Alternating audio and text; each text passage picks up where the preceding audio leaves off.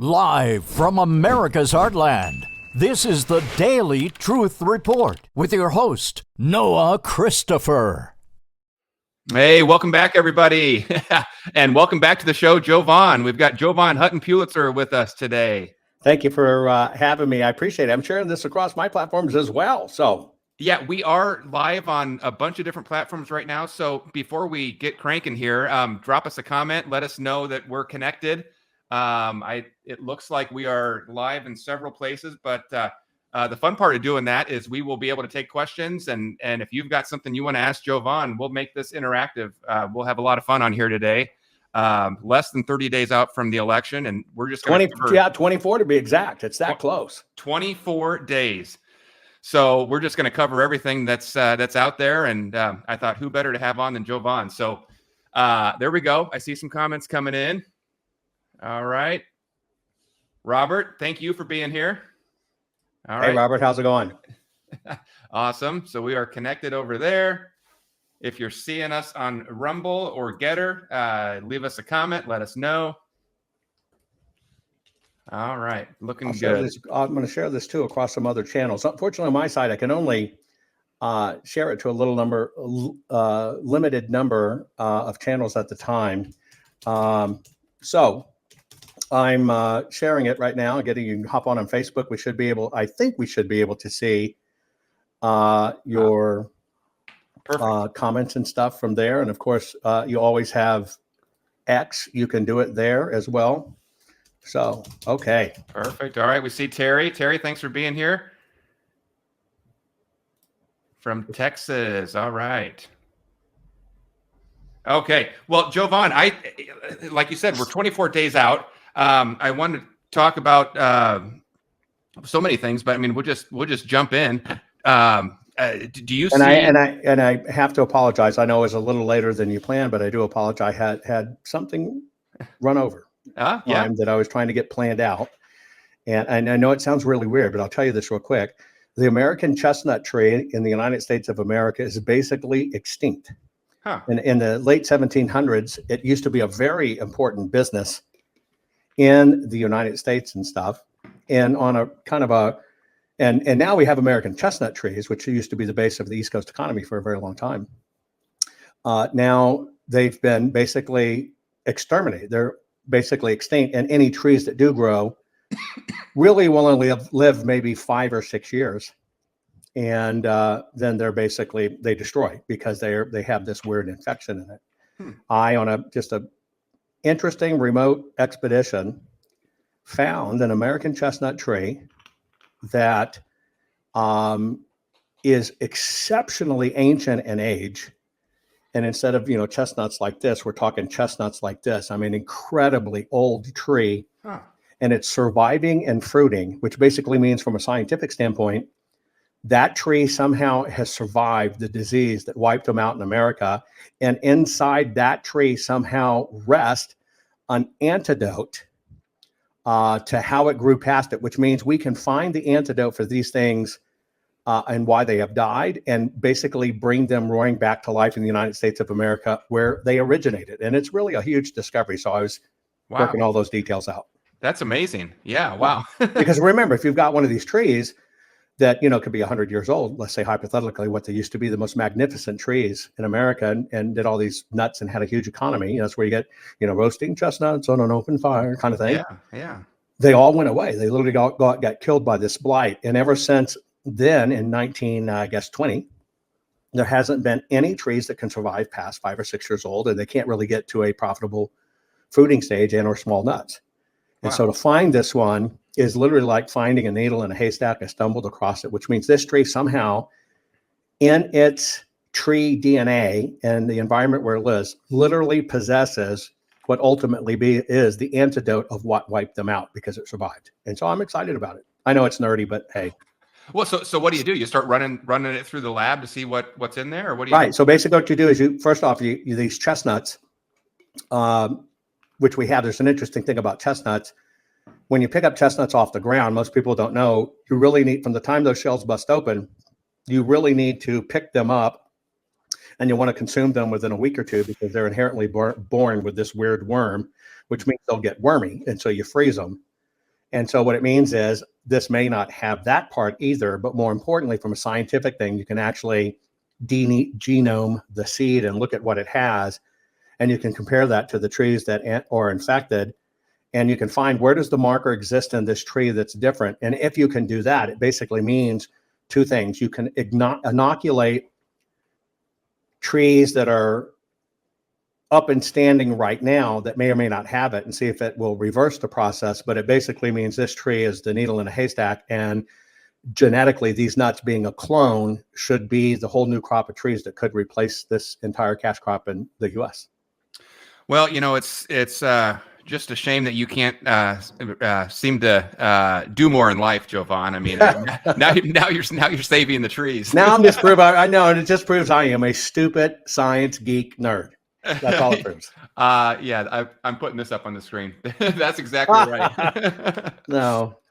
Yeah. Thank you.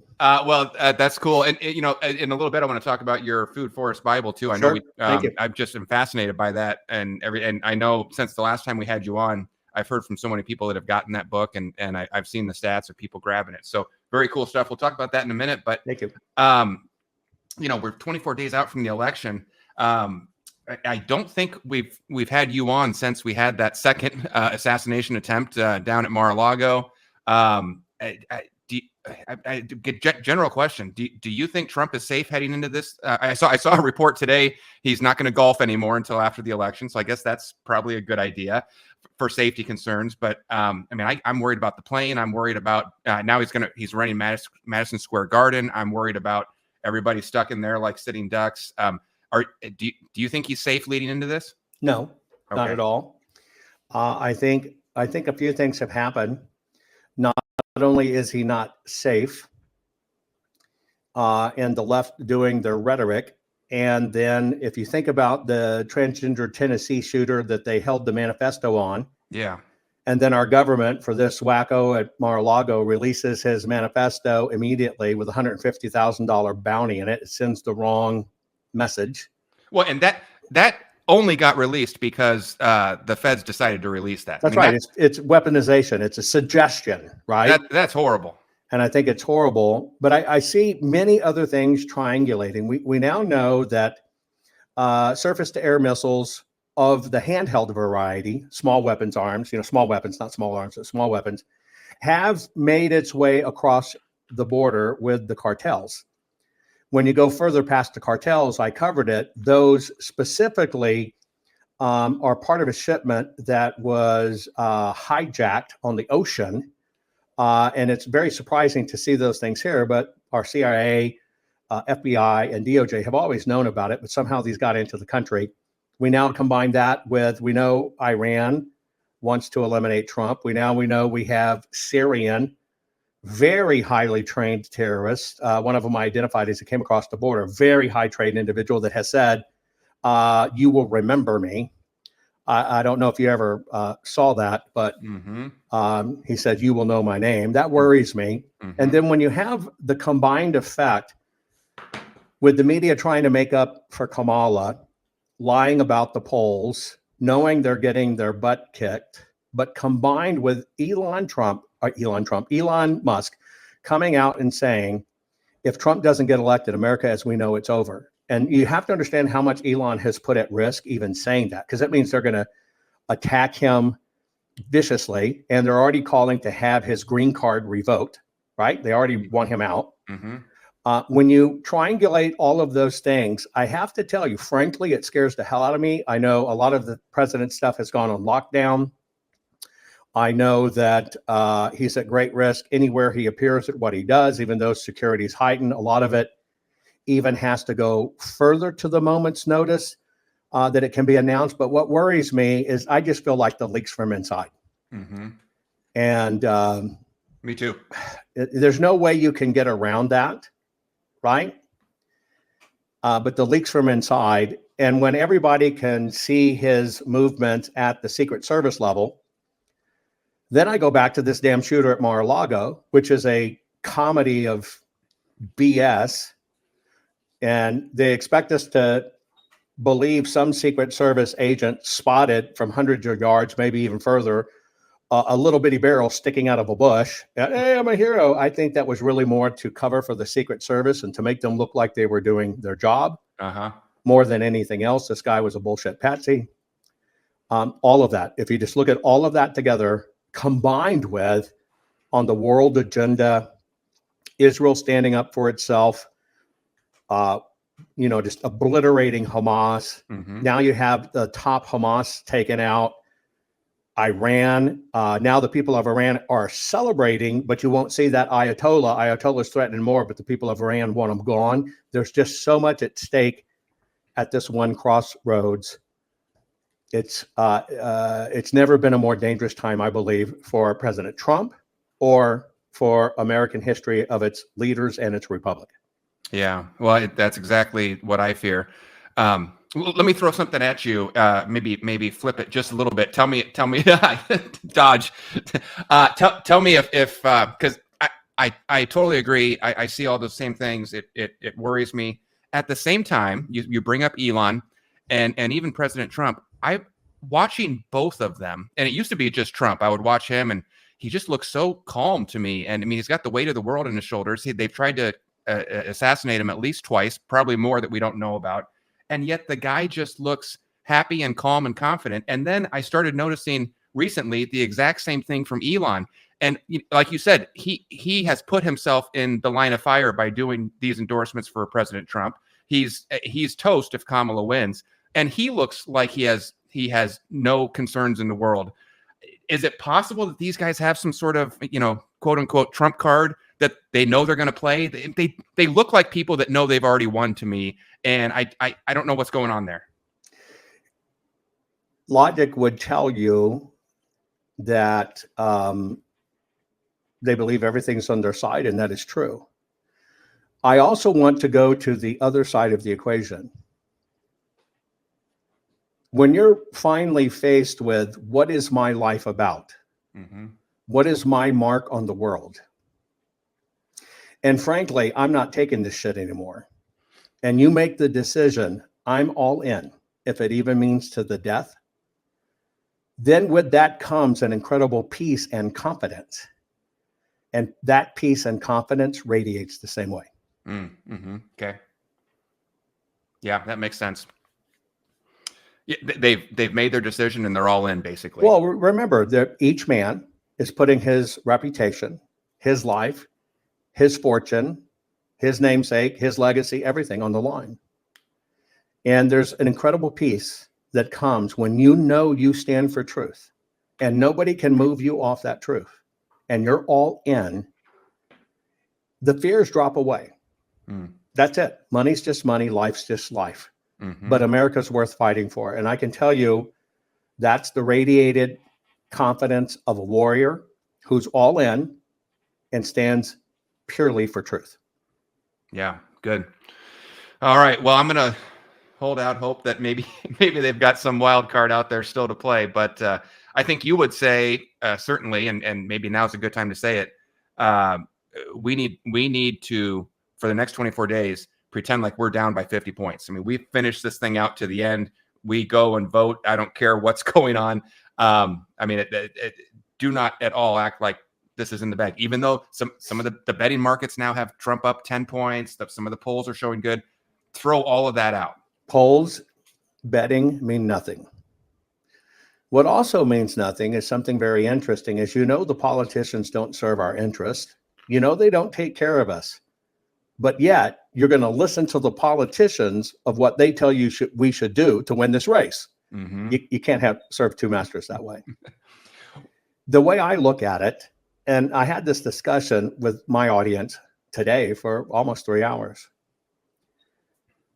In my world, and the way I'm approaching this is, and I truly believe this, Democrats, independents, Republicans, those parties are over. They do not exist. And it does not matter if you are an issues voter, if you're voting because you want abortion or you don't want abortion. The reality is wrong. If you're voting because you want immigration or don't want immigration, if that's what motivates you to vote, you're wrong. Let me tell you why. This is now down to only two intertwined things. vote your dollar, and America stays alive.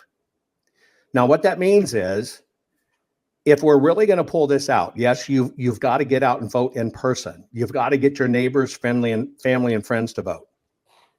But what the party has successfully done, and the media has successfully done, all uniparties or whatever, they've divided us all.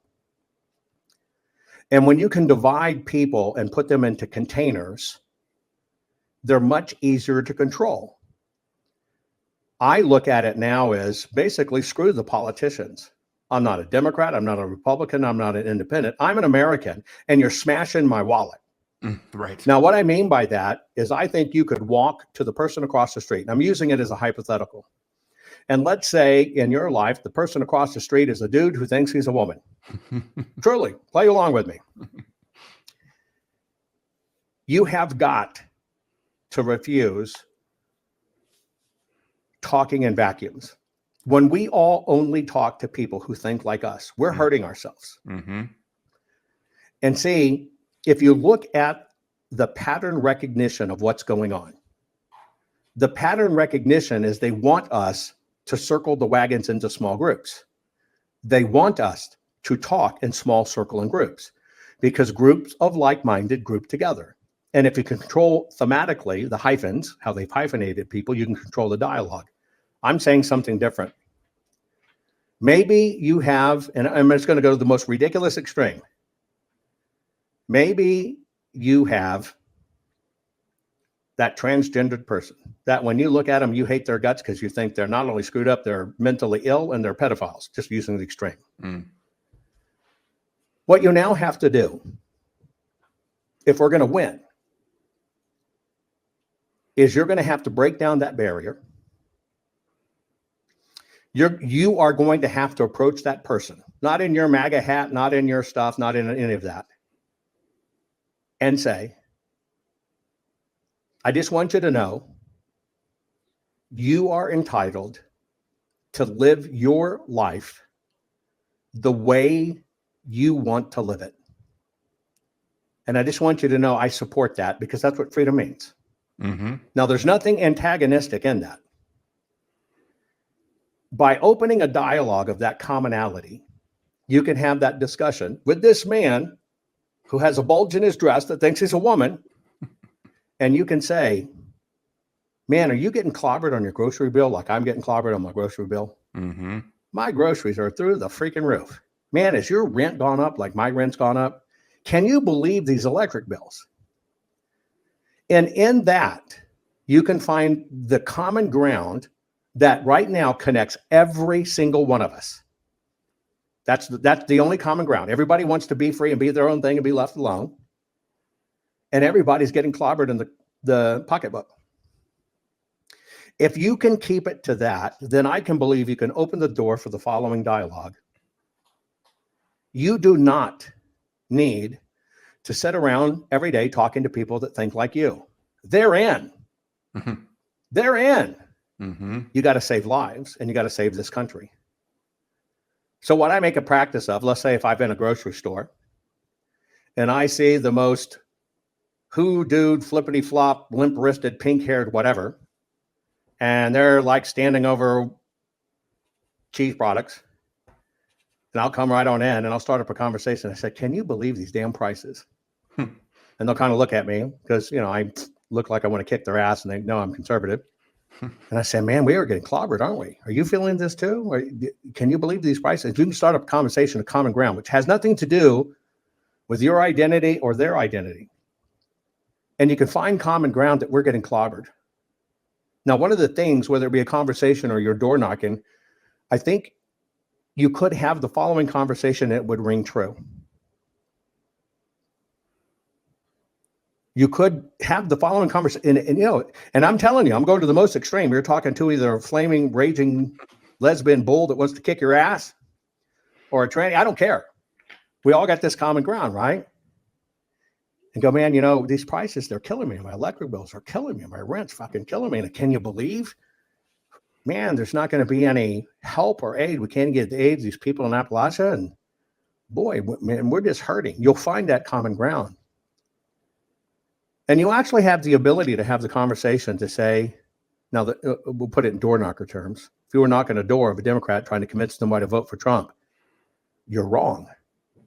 If you try to convince anybody on the left to vote for Trump, you're wrong. If you try to get somebody on the left to vote for, I need relief in my pocketbook, that we've got to, man, we are going nuts here in our country. If you can find that common ground, then you can have the following discussion. And the discussion is, let's look at politics.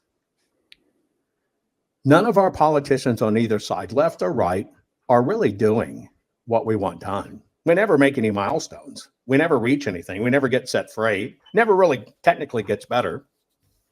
And I was analyzing this. I was looking at prior administrations, and yeah, we could have ups and downs, but it seems like the same old shit, only the politicians are getting richer. But damn it, you know what I realized is that whether you like him or not, that orange man came in, and you can say that orange man came in. And damned if a businessman who had no help and no support, because they hated him. I mean, you've heard what kind of stuff he said, right? They hated him. But you know what? Everybody went to work. Everybody was doing great. Every category of society had the lowest unemployment ever in history. And I said, I got to thinking about that. We're talking red, purple, green, blue, gay, bi, tri, whatever the case may be. And I have to admit, by the way, I'm tri. I'll try anything once. Anyway. But you understand what I'm saying? Uh-huh. Everybody succeeded. The country was strong. The country was confident. Real estate market was up. Costs were down. Value was up. Savings accounts were up. And man, we really kicked butt. But then kind of looked like this. And so we had this short window, a really short, prosperous window. More politicians come in, and man, look what happened. We went faster than ever. And on that side, we fell faster than ever. We went deeper in debt than ever. We went bigger in losses than ever. And man, I'm looking at this. And once again, the all-in. We had one all-in where everybody was succeeding and everybody was getting jobs and everybody was thriving and there was everything. And then we have another thing where everybody's suffering and everybody's hurting and our money's going overseas predominantly, or illegals. And I got to thinking about it and said, you know what I'm going to do? I'm going to vote for the experiment. So here's my choice. If I understand that nothing's free, that money doesn't grow on trees like my wicked ass stepmother used to tell me when I was a kid, but now I know she's true. It's true. That America at its heart, it's just like any business. You got to make money to pay your bills. You got to make money to give the money away. You got to take care of your employees. And it all takes money to go around. So I'm going to vote for a 4-year experiment. Here's how I look at it. If that man could come in with no political experience and only business experience, and in 4 years of being hammered, hampered, backstabbed, and betrayed, can do that much good, imagine what can happen in 4 years that now he knows how the game's played. He technically now is a politician, but he's still that good businessman. Could you imagine how much we could thrive? And by the way, he can't serve any more than 4 years because he's too old. And so that'll be it. He's going to get 4 years. And so what I've decided to say, screw parties, screw politicians. I freaking hate politicians. Screw all these bullshit broken promises. At least that businessman, the promises were made. And I'm going to do an experiment. I'm going to vote for, well, I really think it can get done. And I'm going to vote for my pocketbook because I think grocery prices and electric prices and all that stuff's going to go down. And I think we're going to prosper again. And maybe we can buy ourselves 4 years of breathing a little easier while we all try to figure out what this mess really is. Because we're not going to solve it in 24 days. And it's certainly not going to solve itself doing the same thing the same way. So how ironic it is it's time to vote for change once again. And now, although I wasn't for the first change slogan when it came about, I realized, God, what we need is change. And I'm going to take the lesser of all, and I am going to take an incredible businessman who proved his mettle in the worst of terms, who now understands how bad the system is. And I think he's a hell of a lot smarter. And you know what? I am for America. I am for our country is great. And I am for we got to take care of our own. And I hurt for those people in Florida, and I hurt for those people in Appalachia. And we're going to send $60 billion to Ukraine, but Appalachian people or Hawaiian people are going to get $500 for their losses. And by the way, that's a loan. Not doing it. And so I'm going to vote for my pocketbook. And I am going to do the one thing I never really did. I've always known politicians were screwed and lied to us. But I also listened to the politicians' recommendations. How stupid is that? I know you're a liar. I know you'll sell me down the river, but I'm going to take your advice on this. And I'm going to go against their damn advice. And I'm going to go completely outside. And I'm going to trust my judgment better. And I'm going to trust what I see better. And I'm just going to vote for America in my pocketbook. And that we're going to get another stab at it. And we're going to be better at it this time. And over the next 4 years, because we need extra time and a reset, maybe we'll figure out how this really all works. But at least we'll stop hemorrhaging and backsliding, and we'll have a really fighting chance to keep our great nation, our great economy going, and to get everybody, because we're all in the same boat. One gave us equal growth, one gave us equal loss. I'm just going to come down on the growth side, and that's a track record. And you got to know if we were doing a freaking employment interview or an experiment in the Petri dish, 4 years of this, 4 years of that, which one really works? So for me, it's not about the man, it's about the results, and that's where the results are, and I'm going for results. Yeah, I love that. That's so good. And it's one of the most famous lines in politics, right? It's the economy, stupid. I mean, that's our common ground that we all have. And we're all hurting. Look, you don't have to be a conservative or a transsexual teacher to have your pocketbook hurt. Yeah. Money is the common leveler. And we're all trapped by this. We're all servants to this. We're all going down together. This is not like a targeted disease that you can enter and only going to have the conservatives die. That's just not how it works. We live or die together. And so if we were in a boat and we took everybody in the nation, let's say we're divided, and half on this side are rowing their direction and half on this side is rowing their direction, the only thing you get is the boat will do a circle. It counterbalances itself. It either rocks so much it capsizes, or at best, one's a little stronger, goes that way, and it can kind of just do a weak circle. As you start peeling off people a little bit, it will lean to one side. It's still a circle. It's just a much bigger circle. And maybe at some point in time in that gigantic circle, you might hit land and save yourself. But we're here in a hurricane, and we got to row our ass to shore, and we have no choice because that beast is bearing down on us. So we've got to row the same direction. And so right now, if we decide abortion tomorrow or a year from now, will our world stop? No. If we decide whether you can cut off a child's wanker, and this is not, you don't have any of these discussions with them. This is for you now, because you don't bring those things up, because that doesn't matter. But none of this is an issues voter changes with the election or with the inauguration. It doesn't. The only thing that changes with the actual election and the day of inauguration is which direction is the country headed. That's it. And this is, we're over or we got a chance. Now, I'm not a super smart fellow, but I do believe Elon Musk is a super smart fellow. Yeah.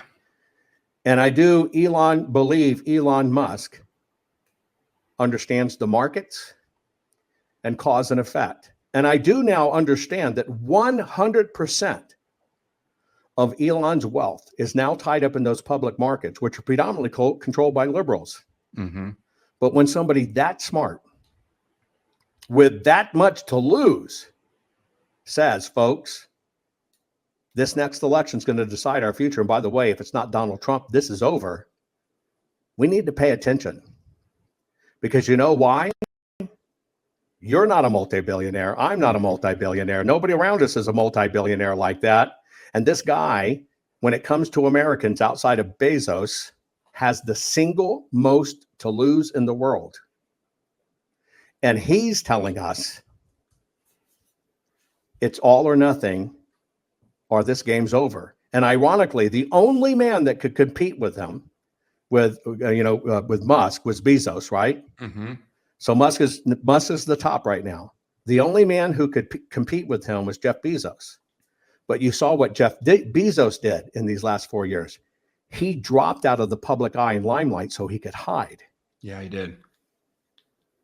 You got to understand what he did. He punched his ticket, and he's pulling as much cash out as he can. Mm-hmm. He too knows the writing's on the wall. He just doesn't have the courage to say it. He knows losses are coming. He's pulling as much cash as he can out, trying to live the life, because he knows what's coming will mean the end of that. Elon's not. Elon's laid it all on the line. When somebody's that smart and got that much money and can lose so much because of it, comes out and says, it's Donald Trump is the only thing that's going to save us and keep America here. I have to trust that. And I think most people should trust that, because most people have never made more than $100,000 in their any 1 year in their life or whatever. And here's a guy that makes billions or trillions a year saying, I'm putting on the line and this is the horse. Yeah, that's right. Yeah, we've covered that. Everything you're saying is exactly spot on. In fact, it's a series I've started doing now. I call it Insider Selling, and it's all these people, like you said, who are cashing out. They're getting out of the limelight, and they're getting as much as they can for themselves, and they're planning to go away. And well, that's the deal. See, they're on a system that's predominantly controlled by liberals. And so they're saying, I'm going to abandon my original ideas. I'm going to abandon all my people. Now it's only about me, and they're sucking out cash. They know what's coming. Yep. Elon's different, saying, I'm a man of ideas. I'm a man of vision, and I'm a man of my people, and I'm not fucking bailing ship, no matter how much it costs me. Get it? There's a big difference. And this is one of the biggest indicators of they know what's coming. And they're sucking out as much cash as they can to stockpile it, because they know it's all about to crash. Yeah. Yeah. Well, Elon's not perfect, but he, because I know people hear that and say, well, but does anyone need to be? Yeah, exactly. That was my point. Yeah. I mean, Elon has a son that thinks it's a daughter. Yeah. Elon has a harem and kids with everybody. Nobody's perfect. He does. Nobody's going to, you know what? Let me give you an example to those folks. Nobody's going to pass your checklist. And by the way, wake the fuck up. You're not going to pass your own checklist. That's good. Who are you to judge? That's good. Who are you to judge? I do not care if the person to save this country to really do it was the dirtiest, skankiest wanker, smoker, and back alleys every damn day. I don't care. Yep. Because if they can still fix this and save the United States of America, that is the only thing that is more important. And damn it, I'll take it. And you know what? The odds are, if we were to look at this in biblical terms, the odds are it's going to be somebody who doesn't come from a perfect background, because Jesus didn't hang out with the Pharisees and rabbis. He hung out with the people that had a long laundry list of shit, and he turned them into warriors. Yeah, that's right. Well, and I see that. I've written about this recently, but I see exactly that playing out right now. I see a bunch of rough and tumble, not necessarily the rough and tumble, but you got people like Tucker Carlson, who comes from the news world, and he. Wait a minute, he's a turncoat. He's a Democrat. He's just playing like he's a Republican. No, he used to be a Democrat guy. Oh, and so did Elon. Yeah, that's the point, right? Yeah. People so bigoted, two-faced. It's ridiculous. Yeah, but they don't give any ability to change, and like you said, they wouldn't pass their own test if they put the bar so high. But you got guys coming together who are suddenly they are the rough and tumble that are assembling and switching over to the right side. Tucker Carlson, even guys like Russell Brand. It's just amazing to see it all happening right now. Even Elon, from where he's been to where he's at now, it's like everybody is finding the right people at the right time. I find it very interesting that people say, "Oh, I'm not going to vote for a convict," and there's people say, "I'm going to vote for the convict." So I say to those people, he's a convict. I'm not going to vote for a convict. He's a womanizer. And I go, wow. Don't you consider yourself a Christian? Stay with me here. They go, of Mhm. course I'm a Christian. Well, I guess you're right. I wouldn't follow a murderer. Would you follow a murderer? Well, hell no, I wouldn't follow a murderer. Would you follow somebody who like killed people and robbed people of money? Hell no, I wouldn't follow a person like that. And then I'd say, well, what do you do about Paul in the Bible? Mm-hmm. Oh, wait a minute. You just told me you were a follower and devotee and you're this and this and this. What do you mean you won't follow a killer? Because the person that the church was built upon came from that fire to see the light. That's right. They don't know. They don't know. They've never even read their Bible, read those stories. Well, that's so good. So much good stuff in there. Let me just do a couple rapid fires with you before I forget about these. Voting. We're going to have new people on the show that haven't heard the other shows, haven't tuned into your show daily. Early voting or voting in person. Can you lay it out for what's the best? What is the way that we win this thing on election day? I know the Republicans are saying, bank your vote. You know, and I know mail-in voting is bad. Mail-in voting is corrupt. Corrupt. You know, they use mail-in ballots to stuff the votes because they got to get a hold of the ballot packet. But did you know that mail-in voting is known by a secondary name? And it's called bank your ballot. Mm-hmm. Bank your vote. All that means is, hey, yeah, we really want early voting and we really want mail-in voting. So go bank your vote. When you vote early, now this is up to you. You're a grown person. When you vote early, right? And I'm going to take you through the scenario, and I could show you hard numbers if you ever wanted to see an election. And I'm probably the only person in the United States of America that can show you the number by batches for 2 million votes in Maricopa County in 2020. I can show you how it works. Mm-hmm. You know, the early vote comes in. They say, yeah, but we don't tabulate them. We don't know the vote. I can show you the data from when they start scanning them in mid-October. Just scanning them in tells you exactly who voted for what, how many votes for each one. But we didn't tabulate them. That's a different process. Yeah, right. And so basically what you're saying is, I'm going to tell you how I'm going to vote, which is another way for you saying, yes, I'm going to let you know how many fake votes you need to insert to beat me. And so, no, I'm not for mail-in voting or early voting. If you're in a hospital, fine. If you're an invalid, fine. Now, I'll tell you the very ironic part of it. People just don't pay attention. Bank your ballot. Do it in advance so you can get it done. Right now, the Selected Not Elected administration is doing an initiative to get people overseas registered to vote in America. Now, I want you to think about that. Why would they be getting people overseas to register in America? So they can send them mail-in ballots and get them on real quick. Mm-hmm. People you can't go trace really and do it. But why is the government doing that? It's the machines. No, it's not. It's the freaking ballot and early voting. So why would you tell them how you're going to vote right off the bat? I think it's stupidity. Oh, I know why you're doing it. The very politicians that never live up to their promises, that sell us out every time during elections, never deliver at all, always vote on enriching themselves, can enrich themselves in the stock market, won't give anything to Appalachia, but will, in fact, give money to Ukraine.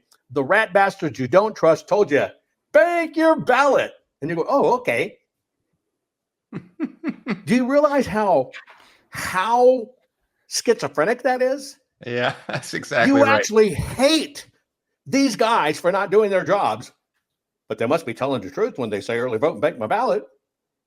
Are you kidding me? Do the freaking opposite.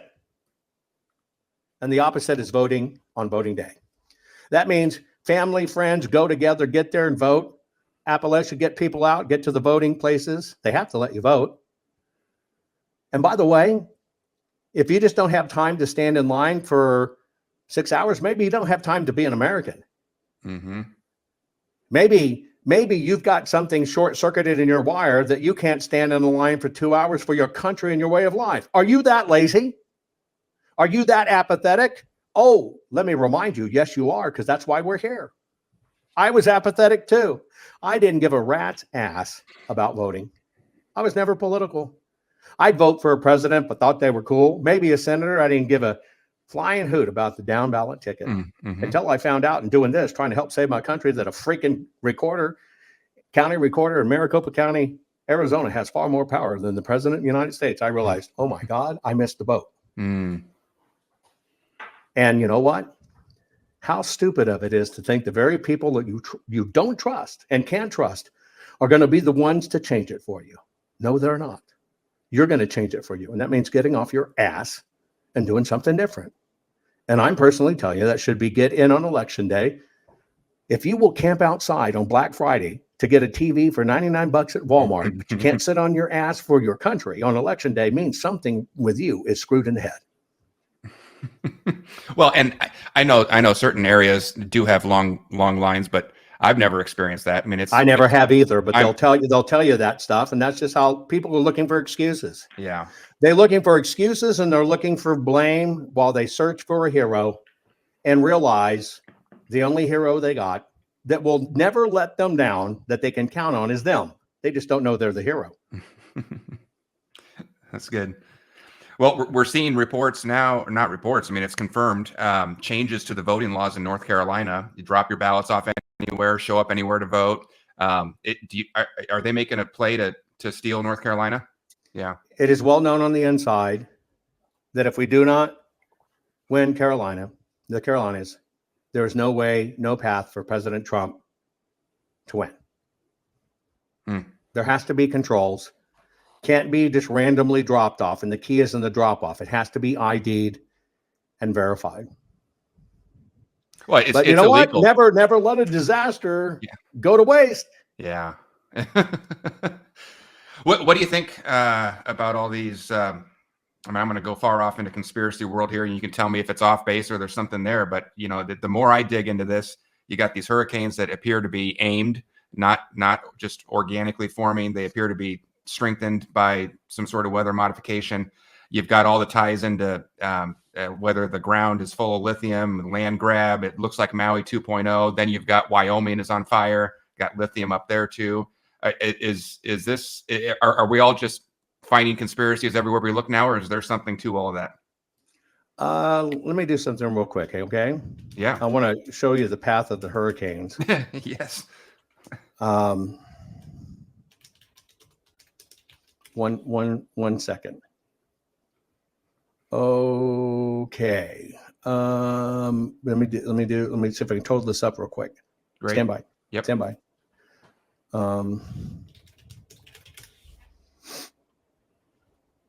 Hey, by the way, while we're standing by here, we are live.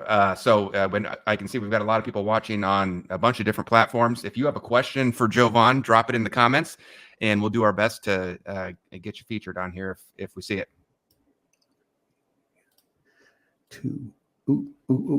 Oh, I screwed up. Hang on. Bear with me, folks. I'm just doing some math. Remember 210,000, just so I don't forget it. Okay.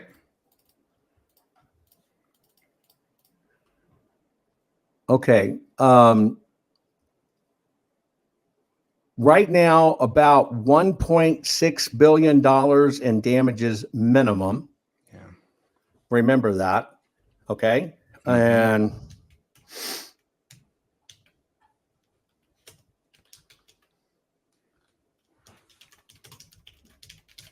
And I'm going to show you the hurricane path. Let's see if I got the right photos. Oh, hell. I only have the... What the hell's wrong with my computer? Hang on. I think I know what you're going to pull up here. This is worth seeing. We will definitely wait for you. Okay. So I think I can share, right? I think so. Let me know if you can't. Let me make sure. Okay. Share screen. Okay. Path of the hurricane. Now you can see the hurricane coming out from the Atlantic. and somehow it made this weird turn, right? Mm-hmm.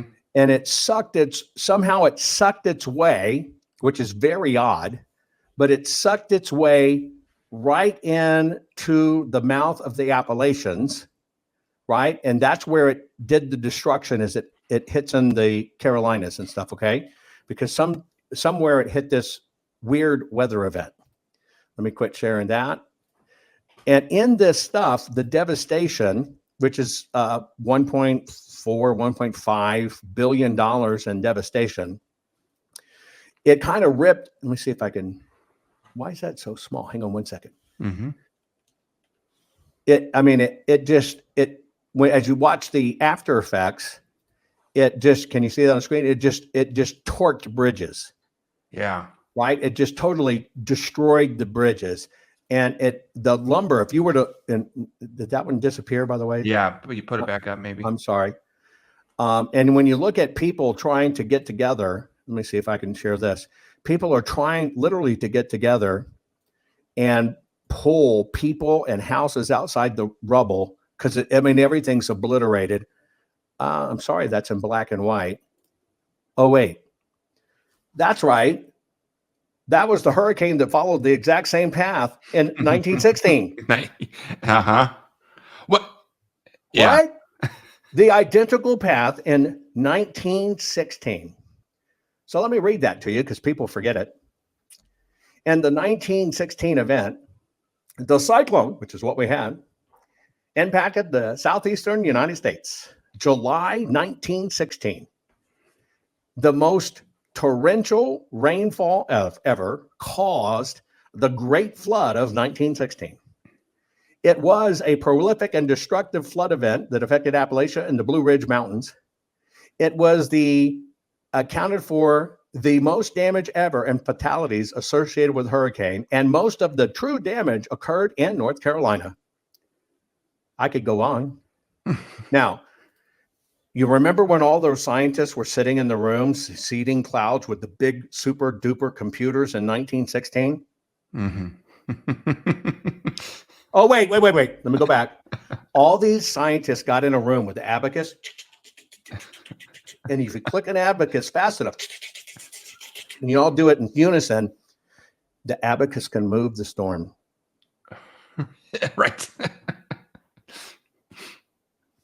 So that's a big no. Okay. Well, look, look, technology can do many things.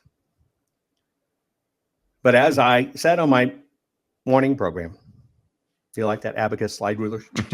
That's good. That's good. So let's just play this out for a moment, shall we?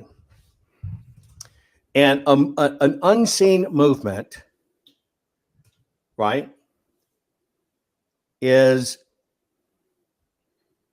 and I took people through patents for weather engineering and capturing clouds and steering storms. I even took them through patents on it. Right. But let's just say that somebody decided to nano particleize ferrous iron or magnets. Because you played with the magnet. When you've got one magnet, it looks like this. You're sticking it on the iron, right? Mm-hmm. Or then when you get two magnets, what can you do? Mm-hmm. Or, right? They push against each other. Right. So let's say you see that invisible force and you know you can move things through invisible force. Well, for every action, there's an equal opposing opposite reaction. Mm-hmm. And if you were going to steer it, you need a steering mechanism. If you ever built a soapbox as a kid and you're a Boy Scout and you built your soapbox racer, when you went down the little ramp with no steering, you basically went where the hell it was going to went, determined by your aerodynamics and the weight of your butt in that car. Now, if you ever built them on your own with steering, you're only as good as your steering. But that was an opposite reaction force to create a positive, right? I mean, it's positive, negative, positive, negative. Mm-hmm. And so that's the steering mechanism. But let's say, somebody's going to say, well, you could drop these particles and they do it all the time. Yes. Do they enhance rain? We've been able to do it forever. Can we seed storms and do it yeah, we can do it forever. But steering, which is what I'm talking about, let's just take the magnet thing. So let's say they suspended particulates of anything magnetic in clouds so they could actually get a 1-for-1 ratio. Little droplet microatom of water has to have a microatom of suspended, magnetic ferrous. Now I got it suspended here. Well, now I got to move it. That's why I tell you the magnet. So was it a big hovering magnet over top? Was it a big hovering magnet running under the line that moved it? Well, see, you have experience with this, right? You remember those little things you could buy for about $2 and you shake them and it's got all that magnetic iron in it. Mm-hmm. And then you could take the little pen and you could draw, mm-hmm. right? Well, what happened when you put a magnet to it? It's there and it can move it, but it's going to go right to that pen. Mm-hmm. So the magnet gathers it. So was this just a little bitty streak of light that came through the air, either follow for the bottom or the top? No. But so you want to move a whole storm. Means you got to have an actual equal size reaction to move the equal size movement. And I'm telling you, folks, none of that floated over the top. And none of that drove on the roads under the bottom. And by the way, the storm's over.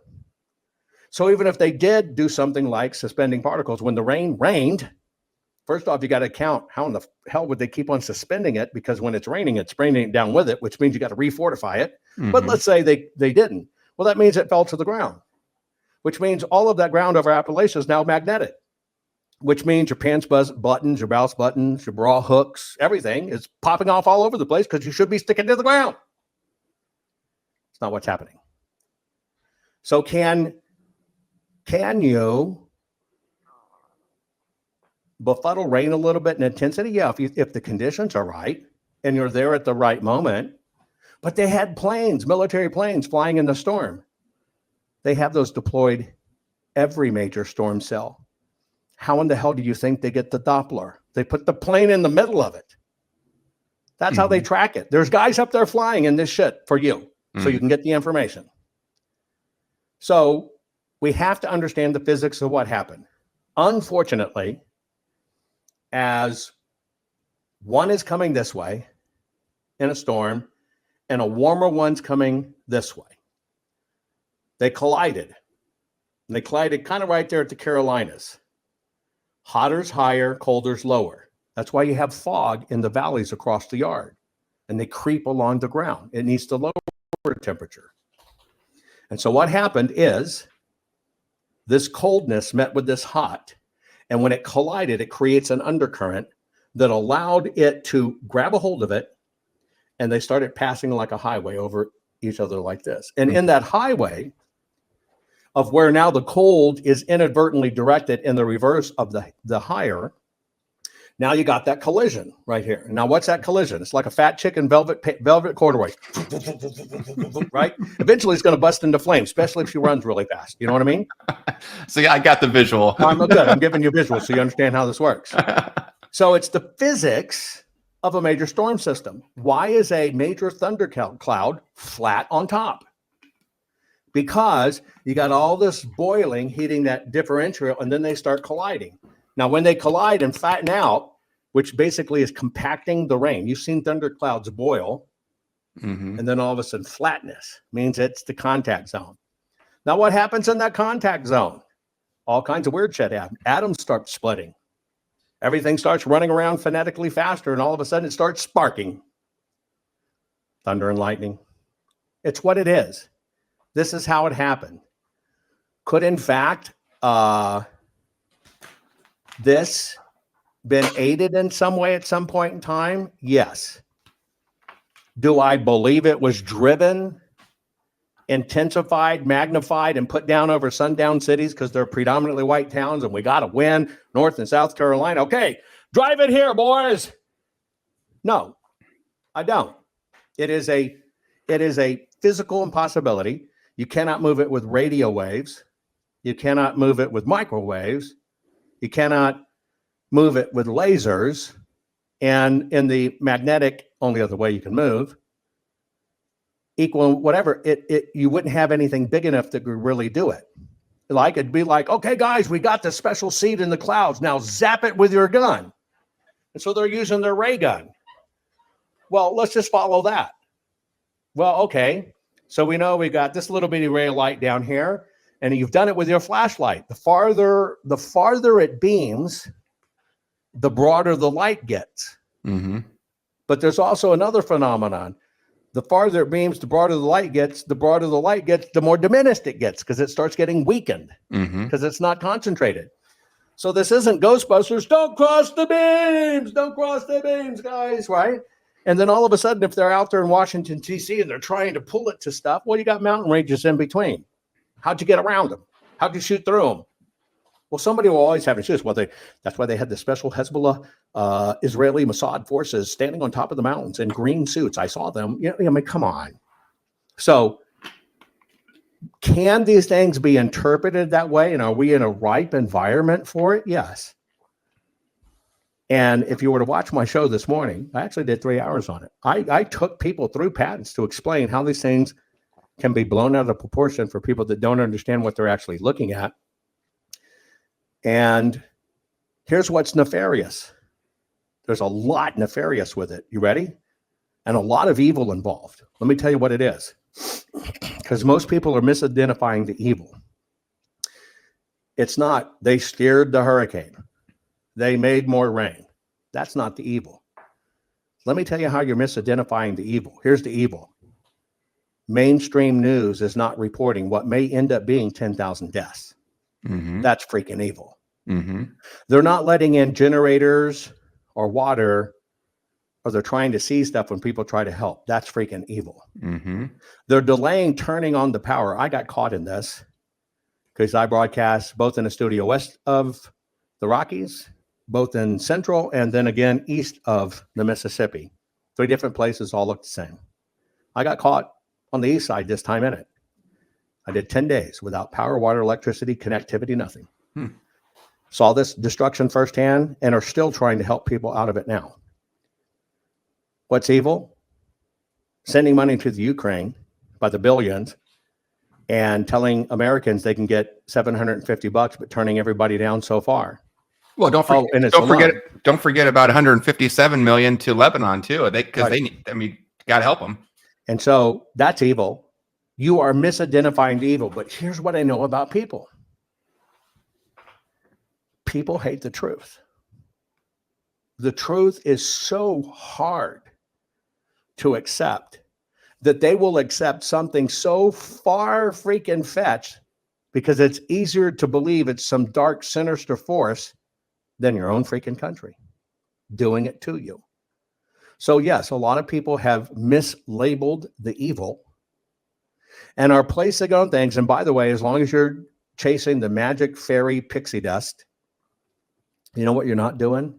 You're not staring in the face of this current maladministration and party and this corrupt system and saying, how dare you do this to your own people? And so they're glad for you.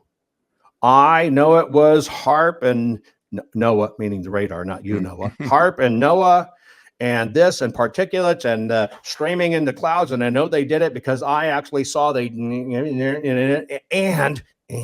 there was a guy on the highway and he was wearing red shoes. I swear. They want you to do that all damn long, because if you do that all damn long, you're not looking at them and you're not very sober and go, holy shit, I'm pissed. They want you pissed at each other instead of pissed at them, because if you're pissed at each other, you'll fight each other and do their dirty work for them. But if you really focus on what really did it in them, you get pissed at them. And then you finally get off your ass and do something about it, about voting and getting active and say, this shit can't happen anymore. Yeah. All right. Well, that's why we have you on to ask you these tough questions. Look, and this is just my opinion, folks, from what I've seen in all my stuff. But look, judge me by whether it makes common sense or not. Use your own. And some people, I'm just telling you, some people cannot accept the truth.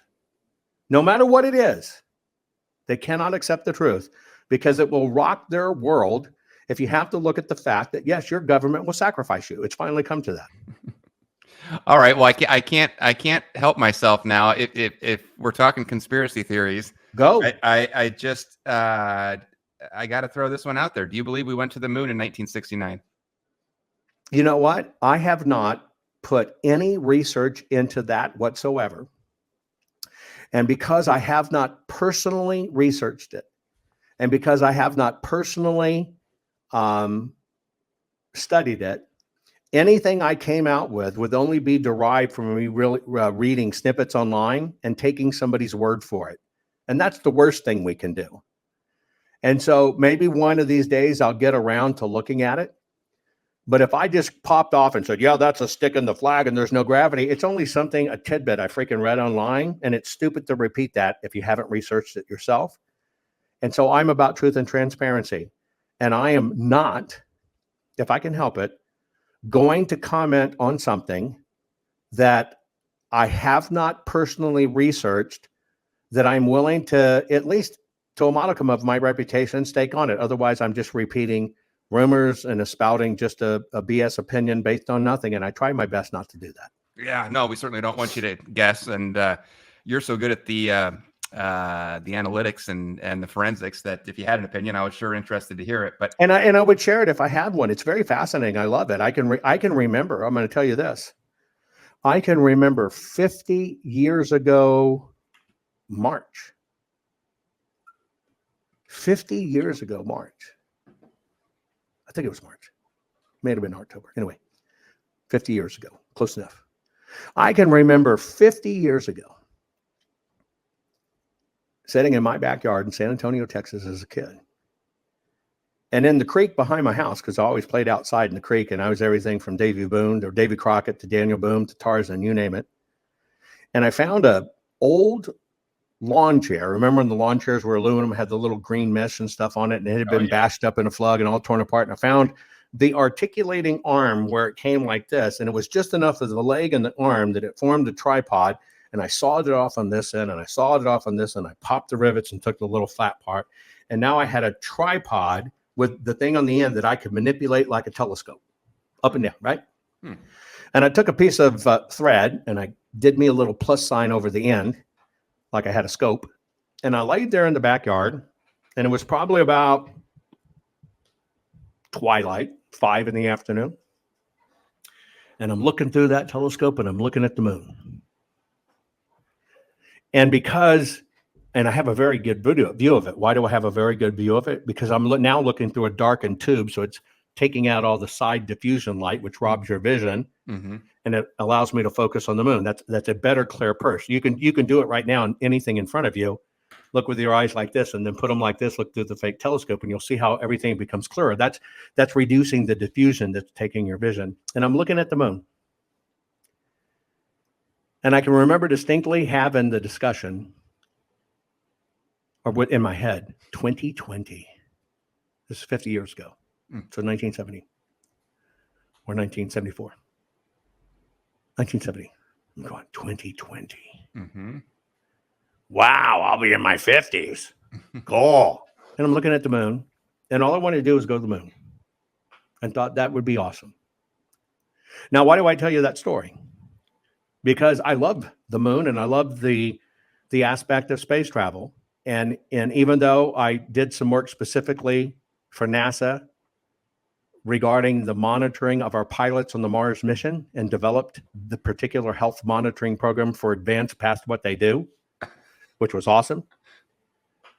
I'm the type of fellow that right now, that if I was offered to go to Mars, knowing a couple of things, that it's got a 50-50 chance of making it, or knowing because of the time in the round trip, a lot of my family would be gone or over, I wouldn't hesitate. I'm in. I'm in.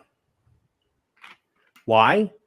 For the opportunity to do it, for the opportunity to see it, for the opportunity to learn from it, even if I knew it cost me my life. I just would do it. That's how I'm wired. So you can bet, long story, I'm very fascinated with the moon and moon rocks and everything else and all kinds of stuff. And, but I haven't put any research in it. I could, but in the determination of where I place my resources at the moment to research, that's just not very high on the list. And I don't want to give you, again, I wouldn't want anybody, I don't want anybody relying on my work based on rumor or what they hear about me. And so I hate rumor or just, oh, that's just my opinion. You accept it fact. And I'm not wired that way. And so that's why I can't offer you anything on it. Yeah, no, that's like, good. Damn, those ladies got us to the moon, right? I saw the movie. Got us to the moon on the equivalent of a hand calculator. Your mobile phone right now that you're using is about 200,000 times more computing power. 200,000 times more computing power on your mobile phone you have in your pocket today than those ladies sitting down, cranking out the numbers to make sure we hit the right telemetry. Now that is a freaking stellar accomplishment. Is it not? How freaking good is that? That's awesome. It's a tremendous story. Yeah. Okay. So you don't believe we went to the moon? Just yes or no? No, I don't. And okay, and no problem. And no, I just said just yes or no. Yeah. Well, good. Got it. Cool. Can I share why? Only if you want to. Yeah. Well, I do. Okay. Because getting to chat with you, I mean, I don't get a chance to chat with people like you very much. It's you don't chat with weirdos a lot. What's wrong with you? Well, here is my only analysis of it, and I haven't spent like you said, I have not spent any time looking at the angle of the flag is waving the wrong direction, or this light ray is in the wrong spot, or the footprints in the dust are wrong. I don't look at any of that stuff, and because I can't make heads or tails of it. Maybe it's right, maybe it's wrong. That stuff is not what convinces me.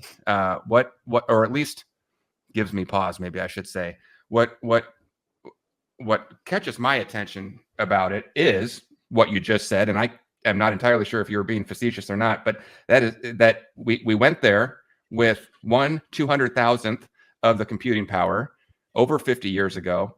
We got it right on the very first try. Amazing. No problems at all. And then we went back a couple times. And then for the next 50 years, we just said, you know what? We're good. We're not going to go back. Okay. We have never explored any land or territory ever that didn't immediately become a land grab and have a Starbucks on every corner. Okay. So I'll analyze that one with you. Okay. All right. Okay. Fun. Let's do it. So number one, have you ever heard about the mystery of Baalbek? No. Baalbek is in ancient Turkey. Okay. Carved stones that are the size of apartment buildings. Dwarf a man. But our own crane equipment, right? Our own crane equipment can't move a single one of them today. How they do it? Yeah, how? It's a question. The second part of it is, if you look at the ancient pyramids of Giza, and you start at the bottom of the pyramid, and they had their original limestone cladding there. A lot of the limestone cladding's gone. And the tolerance of each platform and each rock that builds the pyramid, if the tolerance was further apart than a sheet of paper, meaning you could slide a whole sheet of paper between the rocks, right, which you can't do, right. The compounding effect to the pinnacle, is that there wouldn't have been a point, and it would have a gap that you could drop a Ford Explorer in. It would be that big, compounded over how many stones. But yet they built it to that. Without going into any ancient aliens theories or anything like that, mankind has always known and been proficient at mathematics. In fact, there is an ancient Korean map that actually comes out of what now is known today as China. It's in the BCs, and it is an accurate depiction of our Earth from a map standpoint, including all the land masses, mountain ranges, and rivers of North America. Mm-hmm. And it only has a standard deviation of less than 15 feet. By the way, poor GPS is good to 6 feet, but they did this thousands of years ago, and that's all based on mathematics. Yep. Mankind has always had the ability to do great things with simple mathematics. Happens every day. It is very hard for people to understand somebody who is a savant in math. Now, did women do this with calculators? No, it was a bunch of mathematical savants that did it with calculators. And it happened to be savants that could actually help other people advance in math, even advance further along. So I can buy it totally. Now let's look for what I call the second right answer. Here's what I call the second right answer. And here's why, if we went there, doesn't freaking matter. If you had an answer today that was all bullshit, wouldn't change a thing, because we all know everything right now associated with government politics is bullshit. So why expect that to be any different? However, I want to give you a second right answer. Sometimes we have to look at what are we seeing and saying, why are we seeing it this way? So let's leapfrog the event of the moon, and let's look at the documentation of lunar rocks, which were in fact shared with countries all around the world and been studied for a very long time. Lunar rocks. Now, back in the 60s, in somewhere lunar rocks came from, not asteroids. And the way you know they're not asteroids is because they don't have vitrification. Vitrification means high heat entry event impact. Okay. So they're not vitrified, molded. So you know they're lunar rocks, lunar compound, not vitrified. So you know they were gotten basically in their naturalized state. And they've been studied all over the wall. So the world. So those rocks exist. Okay. And they've been verified, and they're not called into question. And some people have gone to jail for trying to steal them. So there's a lot of research on those rocks. So you have to ask a question. Well, somebody got there. So now, if you can embrace lunar rocks, prove somebody got there, then just accept that as fact, and then step back for a moment, going, okay, and I'm going to use yours against you, cheesy ass production, and there wasn't a land grab. So what could be the second right answers for those two events? And I can tell you what the second right answer for those two events were. If you go back at the time and you look into what was going on in espionage, the Cold War, the battle over communications, and the fact that the Soviets kicked our ass with Sputnik, America had a problem. That the Soviets were able to launch Sputnik. What was Sputnik's date? Let's look that up, Brady.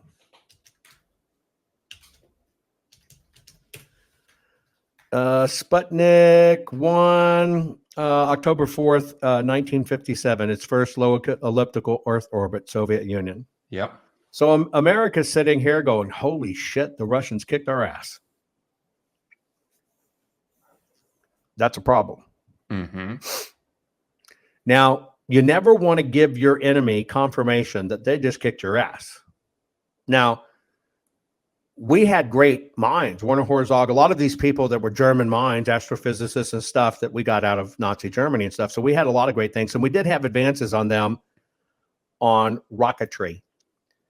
But we didn't have the hard-ass, dedicated ethic of the Soviets and their march. And the Soviets thought of it more as spying, which was their aim, versus Americans kind of taking it half-assed, which is why Sputnik got up there. They beat us. And so what if I said to you that America had a dilemma, that Russia, our adversary, had just beaten us at something so monumental that so few understand, that it was in the time of sci-fi movies and lasers and spacemen and all this hysteria, that we were terrified for our lives that Russia would aim a weapon at us and would have dominion over us. And so we had to top that. And so, okay, if you're going to try to get into low orbit, which, by the way, will always have a decaying issue, which it did eventually, Sputnik decayed. How do we top that? Well, one way to top that is say, fuck you, I got to the moon. Now, let's just say hypothetically, America was planning to go to the moon. They just hadn't done it yet. They knew we could get there. We were training for it. There was enough internal leaks that Russia knew we were probably going to land on the moon. So there was a lot of chatter about it, but Russia beat us to the heavens. And so the United States of America, as a preemptive defensive action, decided, well, why don't we just mind fuck the Russians? And why don't we just use this thing called media, which we're really good at. And by the way, there's only 3 networks and we control them. Why don't we go in and stage this thing like a production?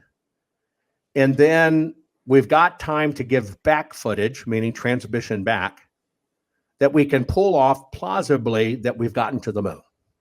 Mm-hmm. Now, nobody ever really knew what the moon environment 100% would be like. And production people aren't going to understand the quants and everything else to go with it, idiosyncrasies. And somebody's going to make a mistake and make the flag stationary and it shouldn't flow or it should flow or whatever. But that's just going to be a fucking prop guy who's going to think about it. Well, we got to put our flag there. It's ours. See, because the monumental thing in it wasn't necessarily the moon. The monumental thing in it was the planting of the flag. Mm-hmm. Because you got to understand, it is the planting of the flag that actually establishes dominion, which is based on all global exploration.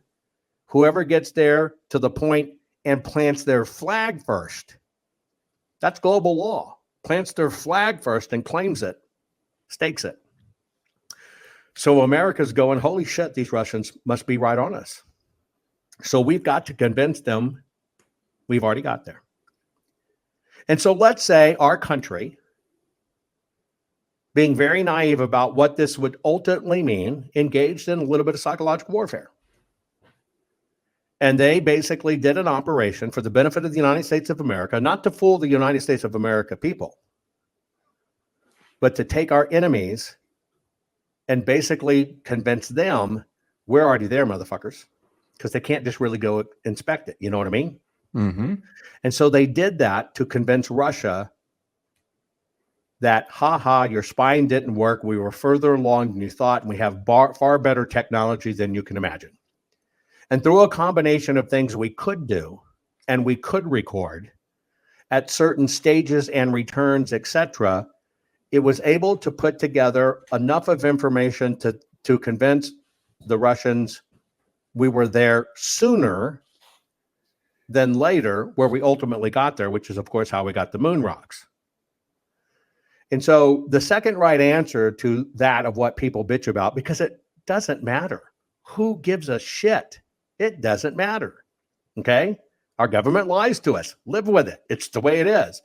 But at that point in time, when we still had a modicum of government that was quasi-decent, they were doing what's right for America, and they basically ran a psychological operation on the Russians to convince them we've already claimed sovereignty over the moon. Yes, we got there. Yes, we got the rocks. Now, you have to understand the event did happen, just maybe not in the timeline you think. But then between getting there and between looking at satellites and the cost of putting a satellite in the air, we realized that a satellite was a tool, not a weapon. It could listen. It could take very low-res bullshit pictures, but that's about all it could do. It couldn't shoot lasers. It wasn't James Bond. It wasn't any of that. We didn't have the technology, and we couldn't do it regularly. Now we can do it regularly, but look how far down the line we are. And so they realized economically getting back and forth was really cost prohibitive. and it's better just to deploy conventional weapons and focus on conventional weapons, which both sides did, conventional weapons, and move to nukes versus other things. And then last but not least, when it became too economically expensive to do, you have to look for, well, is there a way to make up these economics? Is there something we can claim? Is there something in the land grab? Well, the only land grab that there could have been would be the mining operations that could be done. Now, right now we know in the lunar rocks, there are gold mine of monatomic structures and a monatomic metals, and interesting enough, have an incredible iridium signature, which is on the Earth, but in very concentrated in the moon, which are very important to all our communications now. Thus, why they named the big satellite a long time ago Iridium, the Iridium satellite. And so we now know in modern times that those rocks show just quadrillions in wealth. But see, back then we didn't have, number one, we didn't have the science to understand it at a monatomic structure. We didn't even understand what they would be used for. And we didn't understand the coming electronics revolution and digital revolution that would need those very things. So back in the optics of that time, looking at these lumps of rock, and they're not blooming as gold, right? There was very little value in it. Even though they could read some of the chemical makeup in these stones, they could not figure how to extract them because they're monotomically so minuscule, they don't know how to get it out. It's like finding a gold deposit and you know the gold's there, but you can't see the gold, but you know it's there, which is all over the planet. You just can't figure out how to extract it, right? There's like 20 cents of gold in, is it 20 cents or 7 cents? Whatever it is, let's call it a dime. There's a dime of gold in every gallon of seawater. It's there. Now think about how much seawater is out there. We just don't know how to extract it, but it's there. There's 10 times that amount of monatomic metals and stuff and concentrated precious metals in the brain of a cow. But we don't know how to get it out because the cow's eating the grass, getting the monatomic metals. They're passing the cow's brain blood-brain barrier, and it concentrates into their brain. We know it's there. We don't know how to get it out. And so it's the same scenario in that scenario. Back then, they could tell what some of these things were, not all of them because they hadn't been identified yet, but they didn't know what to do with them. They couldn't assess their value. So now they're of incredible value to us as a nation. But can we go mine on the moon as old James Bond movies and stuff and mining operation? No, we got to worry about its decaying orbit and all kinds of stuff. Will man try it? They probably will. But I suggest to you the second right answer on why there's video optic discrepancies that people pick apart in that video is just to look for the second right answer. And the second right answer is our country had to do something for us, for the benefit of Americans, to convince the Russians we'd already beat them. And that's probably the product that did with it. And it's probably why it was pushed. But that was for the benefit of the nation. But why there wasn't a subsequent land grab, which is what your contention is, well, if they did, it would have been great. I'm telling you, the second right answer to that is they couldn't justify the expense, and they couldn't figure out how to turn what they're looking at and a dead lump of rock. Was this really valuable or not? Because we didn't know enough about it at that time to assess that technology. And that's all it is. That would be the only time in history that our government was concerned with too high of an expense. No, that's not true. They don't care about expense. I'll give you a live example. And I'll prove you wrong, and you go document it. You ready? I'm ready. The single largest gemstone deposit in the world of some of the most rare gemstones. And I'm talking when they come out of the ground, they're not little gemstones. They come out of the ground and they're this big, flawless, amazing gemstones, morganite, just all these incredible gemstones that the United States of America discovered. The deposits are in the trillions, and it's in a foreign land, and we know it's there, but did nothing. We didn't take over anything. We just told the local government and people were there and turned the local people and government onto it. And they are the ones that mine it and benefit. Where is that? Yeah, where is it? Afghanistan. Now, in the United States of America, an incredible find. I'm a gemstone collector. An incredible find. If you were able to find a kunzite or a morganite like this big, flawless, that'd be like, holy shit. Mm-hmm. I have pieces out of Afghanistan that are like this, beyond competition, comprehension. 1 jewel, 57,000 carats, flawless, nowhere. We discovered it all. Our men in the military discovered it all. We didn't take any interest in it. We didn't take it over. We turned it over to the people. They do with it what they want to do. They've had a boon from it. They've done very well. Their mullahs or allahs or whatever you take it has kind of suppressed it and stuff, but it's there, and it's trillions of dollars, and it's magnificent. And that's modern. We didn't take it. It's a common misconception of what the American government does, and it's a common misconception that's laid over it, or we went into a country for oil. You have more odds of going into a country not to get oil. The greater odds are to go into a country to suppress their oil. And that's not what we're doing or have done. Interesting. You can look that one up yourself. Yeah, well, I've never heard that before, but I believe you. That's just the truth. Don't believe me. Just go look it up and look up at all the gemstones and the gemstone finds in the trillions in Afghanistan and stuff that came out of our hunt for Osama bin Laden. Well, yes, yeah. Well, I could probably talk about this stuff all day, but if you don't, should we shift it back to politics quick? Whatever you want to do. Well, yeah, this is fun though, but I do have a couple other things that I'd really love to get your take on. No problem. So we talked last time you were on about if Trump wins, and that's a big if at this point, That's right. But nothing. It is not done. It's not complete. It's not fait accompli. Yep. And so, and I think what you said was it's going to be bad whether he wins or loses. It's just a matter 100%. of how long it's going to be bad, right? That's right. If he wins, people are going to swear he stole it, and there's going to be riots break out. If he loses, people are going to swear it was stolen, and riots are going to break out. There's no win. There's no win in this one for anybody. So with all of that in mind, we're going to have to get through that period first. But right. I've noticed it's been interesting. All this talk about appointing Elon as the guy to come in and cut the government down and cut agencies out. And then, of course, Vivek was really the guy who started that. That was basically his whole campaign. And he's now going around doing shows and really pushing that needs to be the priority of the Trump administration to get this administrative state 75% cut out. If you do that, you spend all your time and resources and energy on that, you're not probably getting a lot of other things passed. What do you see as the right move there? Is it hang on, let's spit the baby with the bathwater.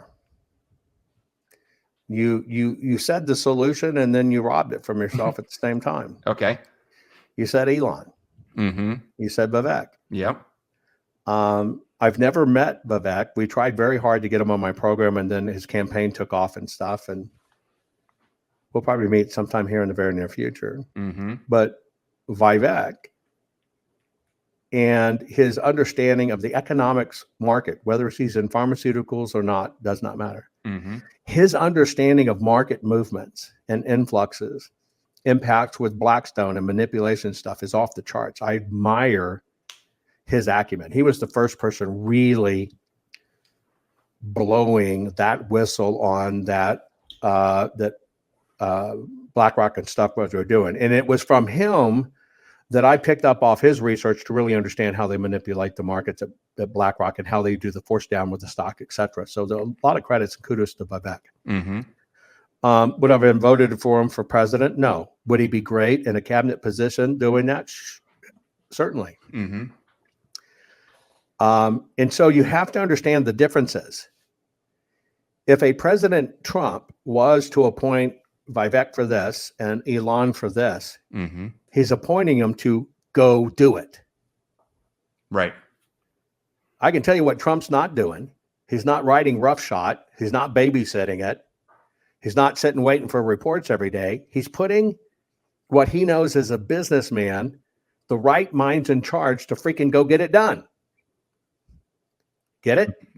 Yeah, absolutely. That's why I technically wouldn't have had any problem with DeSantis being a VP other than he's a rhino. And I know DeSantis personally has spent time with him and his lovely wife. But I could have done with that because he understands the politics and he can work through the political stuff. You have to be able to leverage yourself.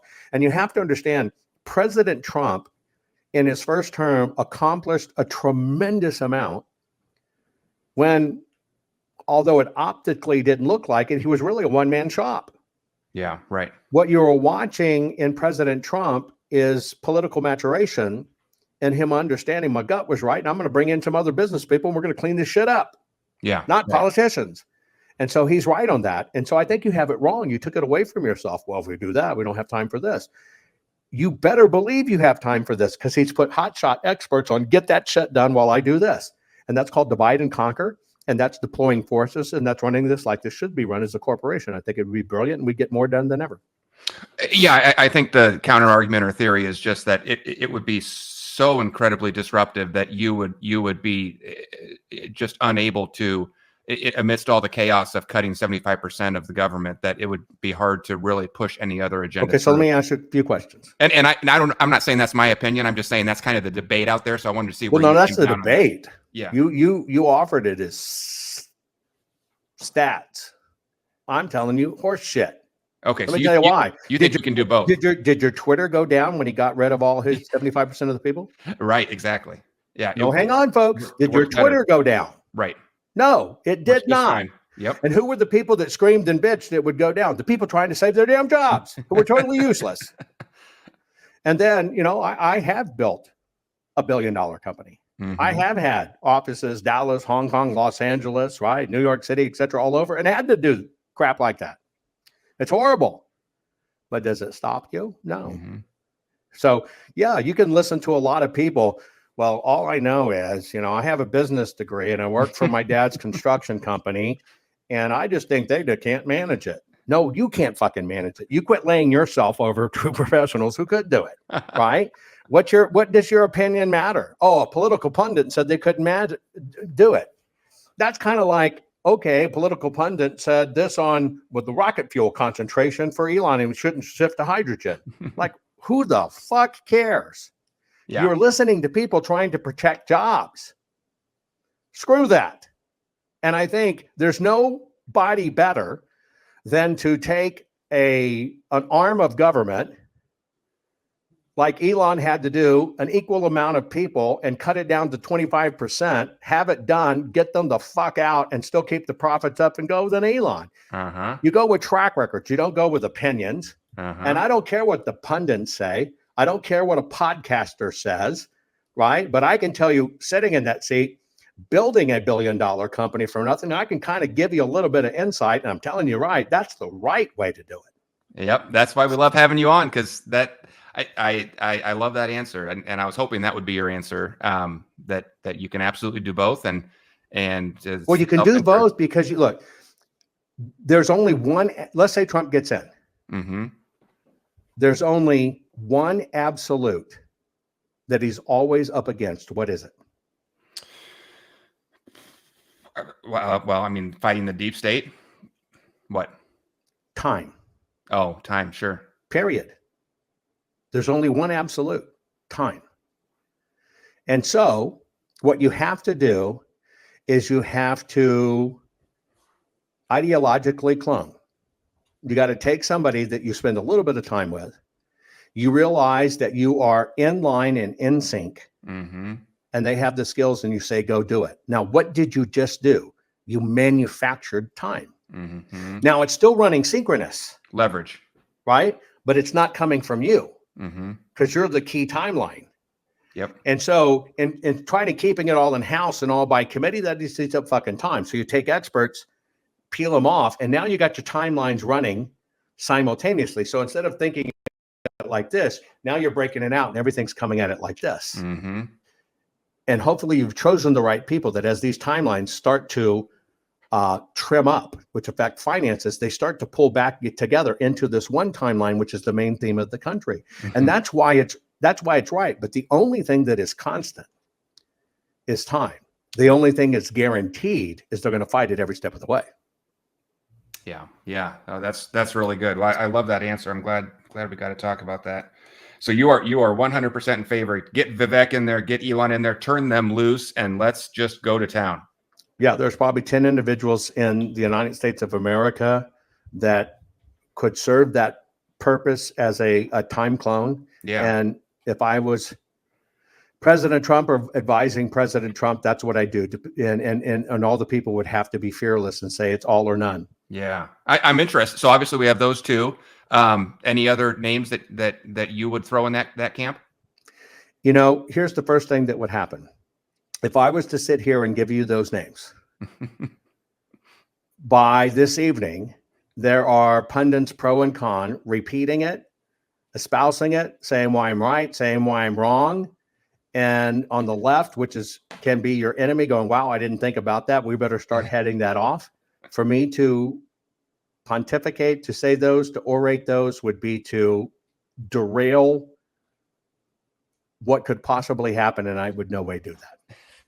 Can't blame a guy for trying and asking the question. Not at all. Let me phrase it a little bit differently though. You do know President Trump a little bit. You've met with him. Do you? And I think he learned a lot in his first term. He found out who he can trust and who he can't. Do you think he has those 10 names in mind, or some of them that he's ready to turn loose and he just hasn't named them yet? Yes. Yeah. Okay. There you go. That's good. What do you think? Boy, I'm jumping all around, but this is so much fun. And I'm watching the chat too, by the way. If anybody has a question, let us know. We'll try and get you on here. But and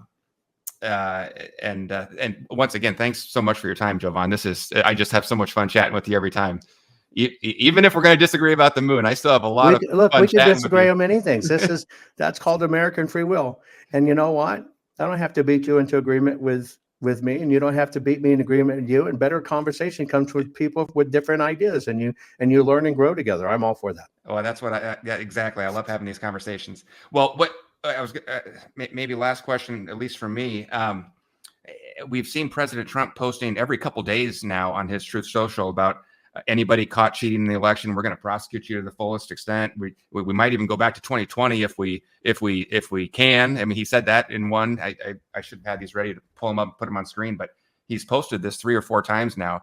What do you make of that? Just a lot of bluster, or do you think he's ready to catch people in the act? I don't think President Trump lets anything come out of his mouth that he doesn't believe, he doesn't guarantee, and he doesn't intend for it to be the way he is. There is no bullshit or puffery to President Trump.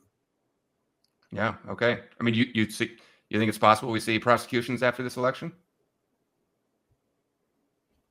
I think a lot of things are in process. Oof. I love that answer, and I love the look on your face. All right. All right. Well, I'm scrolling through the chat here. Let me put one of these up here. Where did it go? I think we already covered this, and I don't know if there's anything different in South Carolina. Worst election issue for South Carolina is help your fellow citizens out. Make sure everybody gets to the polls. Don't let anything stop you. They can't say the power's out. Sorry, you can't vote. That's against the law. Oh, and can you describe again about, again, if we have people on here that didn't hear prior interviews, about if you have a paper ballot or if you have a mail-in ballot, bringing that with you? If you have a mail-in ballot, I'm recommending don't open it. Don't open it. Put it in your pocket. Go vote on election day. When you arrive at the polling station and you check in, there is a 50-50 chance that they will tell you, I'm sorry, Noah, you've already voted. Now, you haven't because you have your ballot packet. That's what that's called at that point. You haven't opened it. It's the ballot packet. You have that with you. You tell them I'm sorry, you don't get all winky wacky. You're going to hang. I'm going to get the rope. Don't do that shit. You say, I'm sorry, I haven't mail-in voted. They're going to look again. Say, well, it says you have voted by mail already. You're going to say, could you just get your supervisor to double check that for me? And they're going to call over the supervisor. Now, what you're doing is you're creating an evidence trail of people. Mm-hmm. You've got this person's name who's first told you this. You say, sorry, what's your name? Now you're going to have a supervisor come over, and the supervisor is going to tell you the same thing. Are these evil, devious people? No. The computer program that they use is telling them you've already voted. And you will now tell the supervisor, I'm sorry, but I didn't vote. Now, what they're going to do is they can say, all we can do is give you a provisional ballot, because, see, they can't deny you the right to vote. But, see, the right to vote has nothing to do with counting your vote. Mm. So they're going to give you a provisional ballot to say, okay, you can vote on this provisional ballot. And you assume, like most people do, they have an obligation to check it out. Well, they really don't, and they don't. You're going to take that provisional ballot. Do not, at this point, let them know you have your mail-in ballot. What I'm recommending you do is you call the sheriff's department and say, I'm here at a retail location and somebody has stolen my identity. That is not lying. You are at a retail location as defined by the SIC code, as defined by the election code of how they select polling places. And it's defined based on number of parking spaces allotted within public areas, typically malls, etc. It is a retail space. It is not a dedicated election-only space. It's a retail space. Now, the reason why I say you tell the sheriff's department, I'm in a retail location, somebody stole my identity, I need a deputy, I need to show them I'm still here, I need to report it, is because when you say election, it lifts it out of the state's legal purview, and then it immediately becomes a federal issue, which is where you don't want it, because that's Merrick Garland and Department of Justice. Yeah. And we have state elections. You got to keep it in the state. Mm-hmm. And so they're going to send a deputy over. You're going to meet the deputy.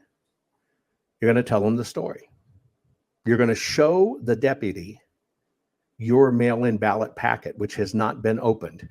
All you're going to do is say, here's the ballot packet. Do not ever let it leave your hand. And here is my ID. And you can see my name. This is my ballot packet, which, by the way, is not leaving my hand. And here's my ID. I did not vote my mail-in ballot because I'm holding it right here. Now, that ballot, when it gets deposited in the mail, is your private property now. It is no longer the property of the state or anybody else. It's your property.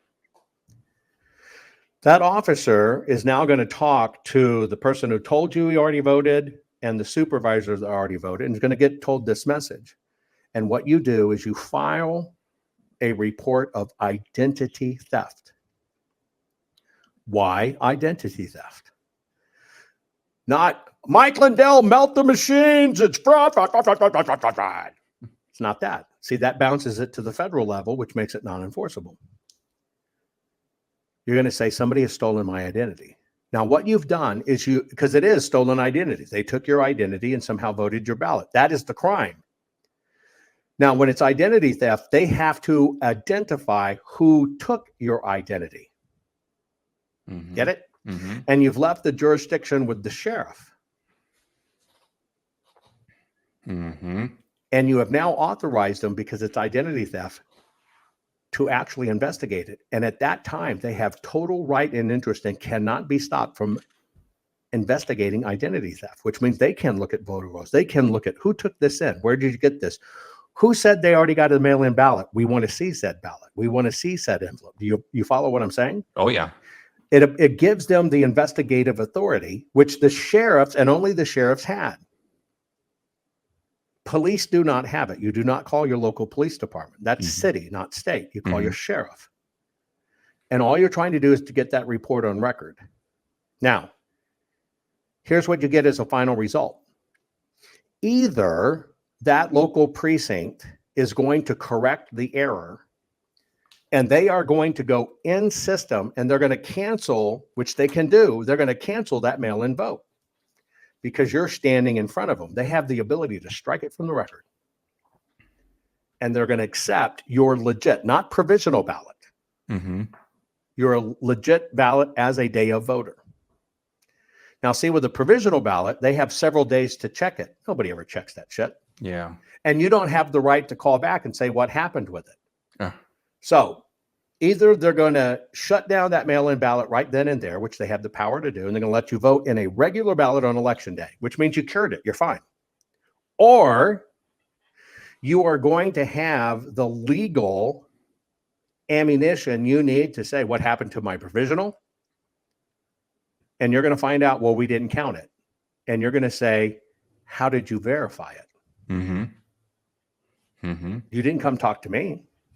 You didn't come to my address. I didn't get a letter asking if I really voted. How did you verify it? You understand all the power you have back? Mm-hmm. And that's why the power is up to you. But it's identity theft, and that's how you do it.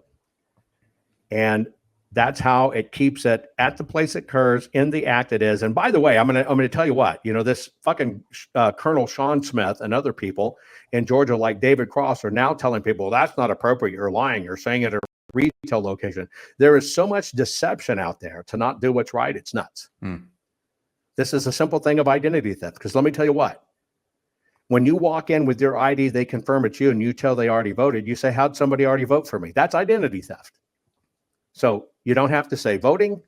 You don't have to say they stole my vote. God damn it, they stole my vote. Nope, doesn't require any of that. It's just identity theft. Keeps it in the police department.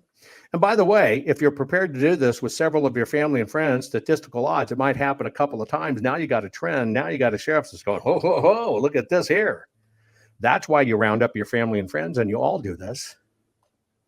Do not open that envelope. If you open that mail-in ballot, it's over. Mm-hmm.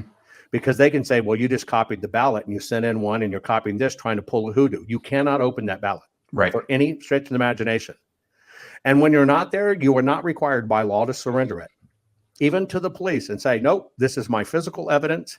It is staying with me until we get to the end of this. I am keeping my physical evidence. You can take a picture of it. You can do whatever. It's not leaving my possession. And you have that right too, because it is your personal property and you're not required to surrender it. That's good. Okay. I hope everybody heard that. I want to get that message out as many times as I can in these last 24 days. So, all right. I lied. I have one more question, if you don't mind, because what you just said brought up something. When do you think we will get the actual results? I'm guessing not on election night. Do you think it'll take a matter of days, a matter of weeks? Do you think we'll get results and then they will later flip to something else? What do you see happening? What should people expect? Well, which one do you want? You asked me the question that was right. I shook my head and said yes, and then you went to another question. How long do you think it'll be until we get the results? Several weeks. Weeks, not days. Oh, did I say weeks? Yes. Okay, then I meant weeks. Weeks. Okay. That's what I think. That's what I think. Even based on all this crap now, even based on all this additional hurricane in, it could be weeks. Well, we got all the. They've already filed the lawsuits. Every place that they were taken off illegals, they've already reversed it with lawsuits to say you can't do that. It's already in capitulation. It's going to be fought over. I was trying to emphasize, not question, Jovan. I know that. I just was playing fun. I wanted to see if you'd fall for it, and you did. Thank you. That's what made it work. Weeks. All right. And do you think one way or the other? I don't know which way it'll go, but do you think someone will be named, declared the winner, and then it'll later flip?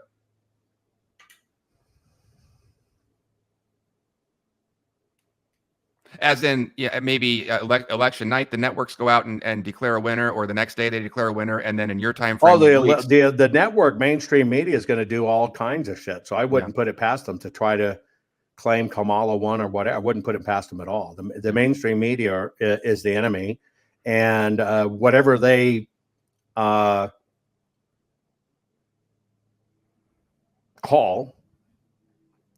will be their crap. And it's just like the crap they did in Arizona, saying they could call the election 2 minutes into it. It's all horseshit. Right. Okay. So get ready for A lot of misinformation. I think so. Yeah, Yeah. they've already started with it. Look at the fight now over illegals. The GOP said bank your ballot, which says, hey, we want more mail-in voting and in early voting. That's part of the rig. We should have cleaned the rolls, but everybody went out there and said, don't clean the rolls. It's sweeping a dirt floor. That was horseshit. Now we got 8 to 10 million illegals on the rolls. Yeah. I broke that over 3 years ago. Nobody paid attention, and they've packed them up. It's going to be a fight. We got a question from Blue Cheer. I don't know entirely. I'm curious if Jovan felt vindicated by the findings of cheating down in Georgia. No. Vindicated would be that we have the ballots we should have had. We have the physical evidence to put people in jail. And Georgia stopped with its shenanigans. Right now in Georgia, Republicans are saying, hey, do your vote and then draw a line over to the name, which is going to adjudicate your ballot. And by the way, that's your second vice chair of the Fulton County GOP that's making that recommendation, which is the very guy that absolutely made sure we didn't get the ballots and they got destroyed. So Georgia has problems. Jovan, what about, I see reports sometimes about Sharpies. You shouldn't use Sharpies. Is that something to be concerned about if you go to vote and they hand you a Sharpie? They can't force you. They cannot force you what writing instrument you use. You should take with you your own blue pen. Simple ballpoint blue pen. Okay. And they cannot tell you what you can or cannot vote with. They cannot tell you have to use a Sharpie. And basically, you'll look at the top of your ballot and it will say, do your vote in black or blue ink. Say, right, it's right here. They cannot tell you what to use. That's called electioneering. That's called rigging. They cannot tell you have to use it. And so if they keep on telling us, I just want to remind you of one thing. To tell people I have to use a Sharpie and demand the writing instrument I do it with is actually a violation of voting law. That's not a law. I brought my pen. I trust my pen. This is my lucky pen. And I'm going to use my lucky pen. My lucky pen. Okay. No one has studied these ballots more than you have. So do you believe the Sharpie could lead to an invalidated vote if someone used it? Yeah, Sharpie is not for the invalidation of votes. Number one, I am the fellow that broke Sharpie Gate. Okay. And so let me tell you how that rig worked. Okay, thanks. Maricopa in 2018, right after the midterm elections, started saying literally that we're going to use brand new ballot paper for the next election that absolutely has a realignment and won't bleed through. Mm-hmm. And then they started putting out in the media that we have found that ink pens clog the scanners. Okay. Now, there's not a single repair report anywhere of a service repair on the scanners for clogged drums, okay, because of ink. Now, did you know why? We don't scan with drums anymore. Oh, sure. It's all photographic and laser. Sure. So whoever the idiot that came up with that thought people would be gullible. Now, the next part of it is, let's just take Maricopa. 70% is mail-in. Even if it was ink, it's days before it gets through the mails and processed. That ink's dried. It's dried within a matter of seconds. But now it's had days to dry. Mm-hmm. It's folded on itself. Ain't nothing sticking on any drum anywhere ever, no how, no way. Mm-hmm. But they still told people, you got to use Sharpies. Then, if you were to look at their internal communications, after doing a 1.5-year campaign, special paper, no bleed throughs, blah, blah, blah, then they spring you must use Sharpies. The internal communications say you must force people to use Sharpies only on election day.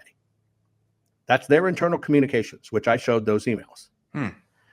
And so when you got to the election centers, for the first time in history, not only were you told to use Sharpies, they had no blue pens, or any pens, no matter what. They were only provided with Sharpies. In fact, there was so much confusion, even the election workers go, we can't use markers on ballots. But they forced people to do it anyway. There were 140,000 of those ballots on election day. And not only did they not use vote secure paper, which was the main paper used on the ballots. Mm-hmm. They used a totally different inferior paper. And those 140,000 ballots, which there was a potentiality of about 90 votes front and back, maximum votes, because there were 60 some odd judges on the back. Those 140,000 ballots displayed inside the machines an additional 2.1 million bleed through phantom votes. 2.1 million. And so an average of a ballot could have an extra 100 things on it that nobody ever voted for, that were just randomly placed.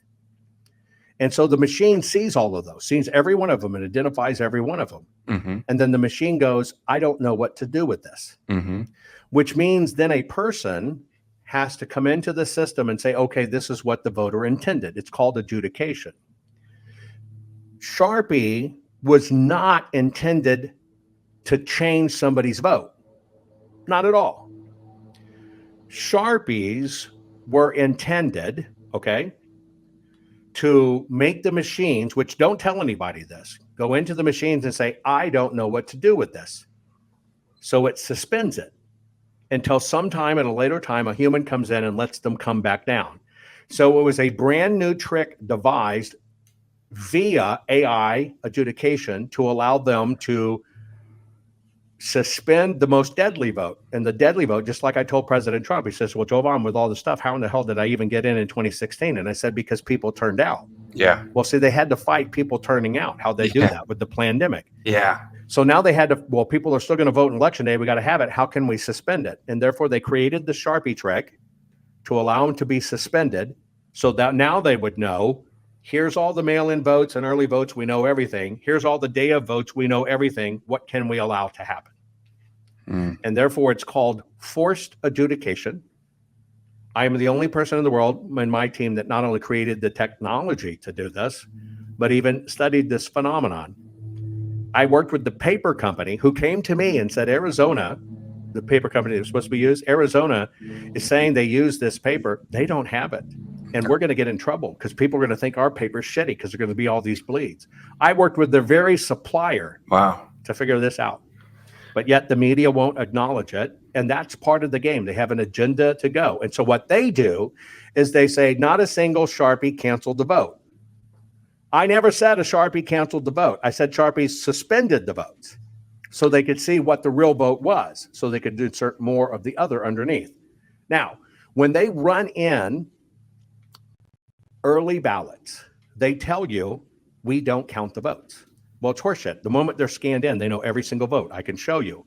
What they say, ready? What they say is, well, we don't count them. Now, all that means is they don't take the little card over to the machine and put it in and then let it count. You follow me? Yep. So why is it that after a month of early voting, the votes they count first are always election day votes, then the mail-in votes, because they need that number. Yeah. Okay. All right. Well, that's how it works. Wow. Okay. Well, Jovan, I could probably just fire another 2 hours worth of questions at you, but thank you so much for your time. Let me share my screen too. I've got this pulled up. I'm telling people you got to cover your butt. There we go. Yeah.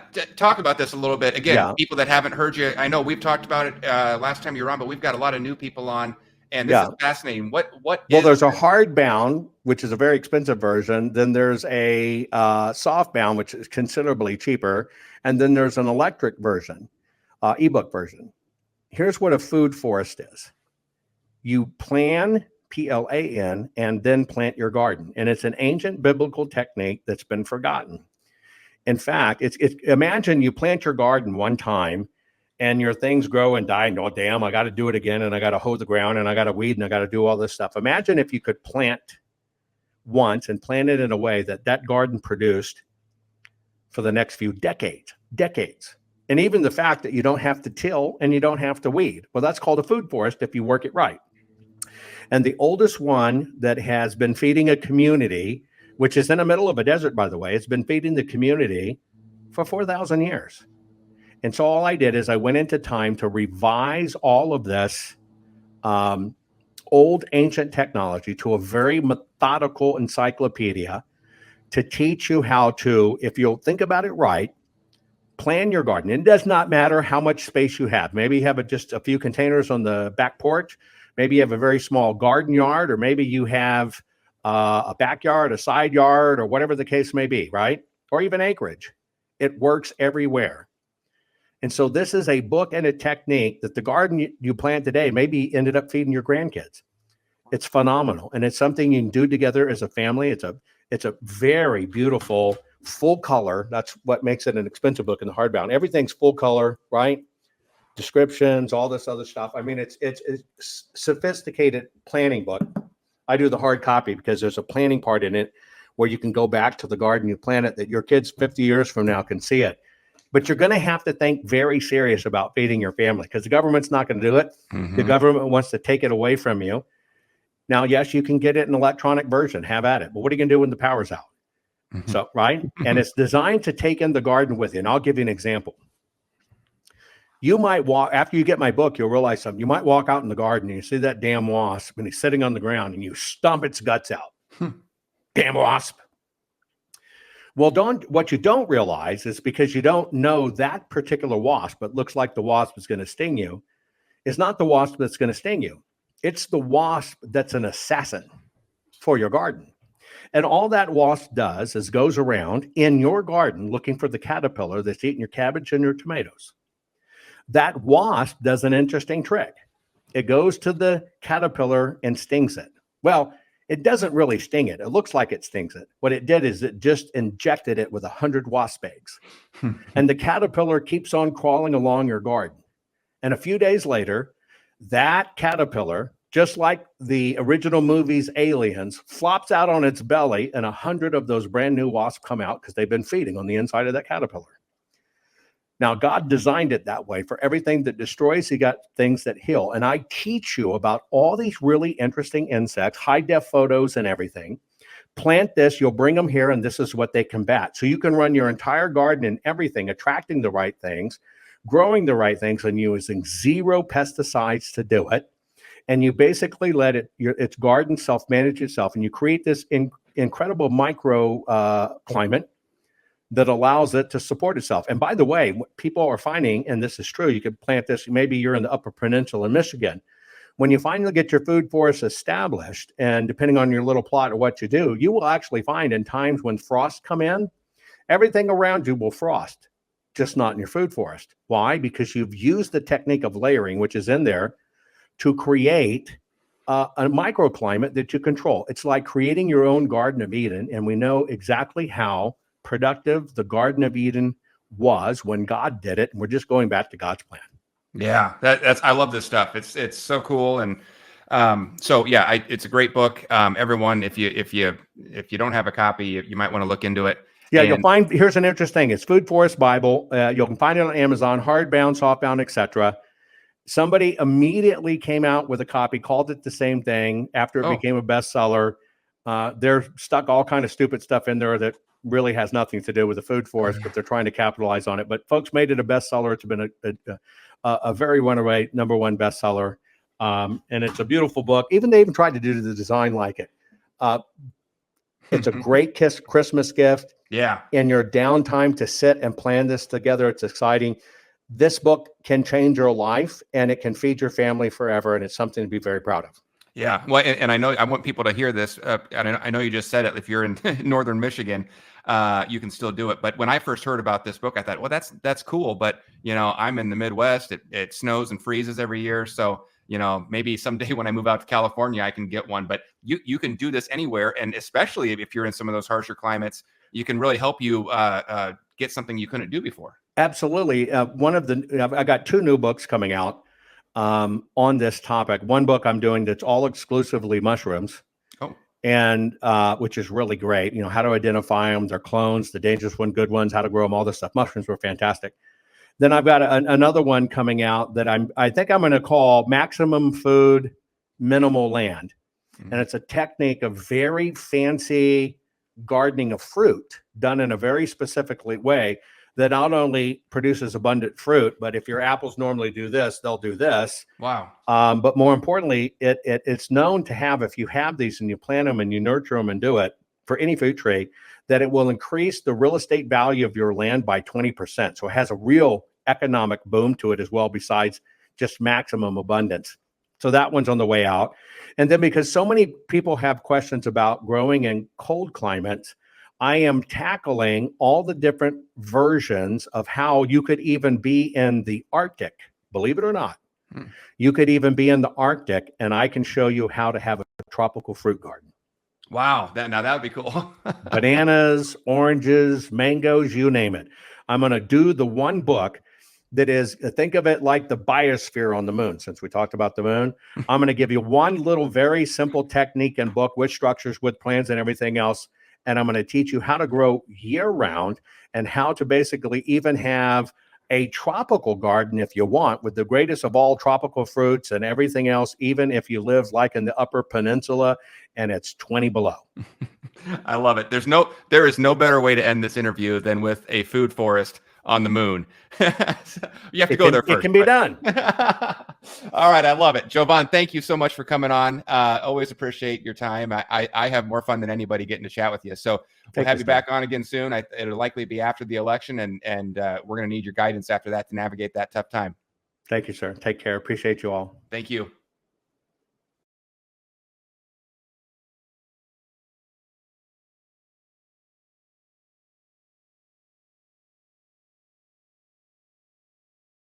We've discussed supply chain issues, inflation, and made in America for a while. Big box stores stayed open during the pandemic, while small businesses suffered.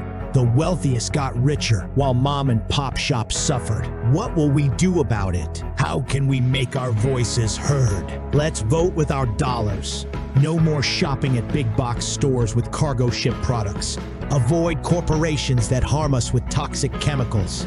PatriotSwitch.com helps us leave big box stores forever. Shop factory direct at family owned, Patriot owned, made in America businesses. PatriotSwitch.com was created for people like us. Have you seen any hurt business owners? PatriotSwitch.com can make a difference. We can shift market share from businesses that don't share our values to family-owned companies. We've discussed supply chain issues, inflation,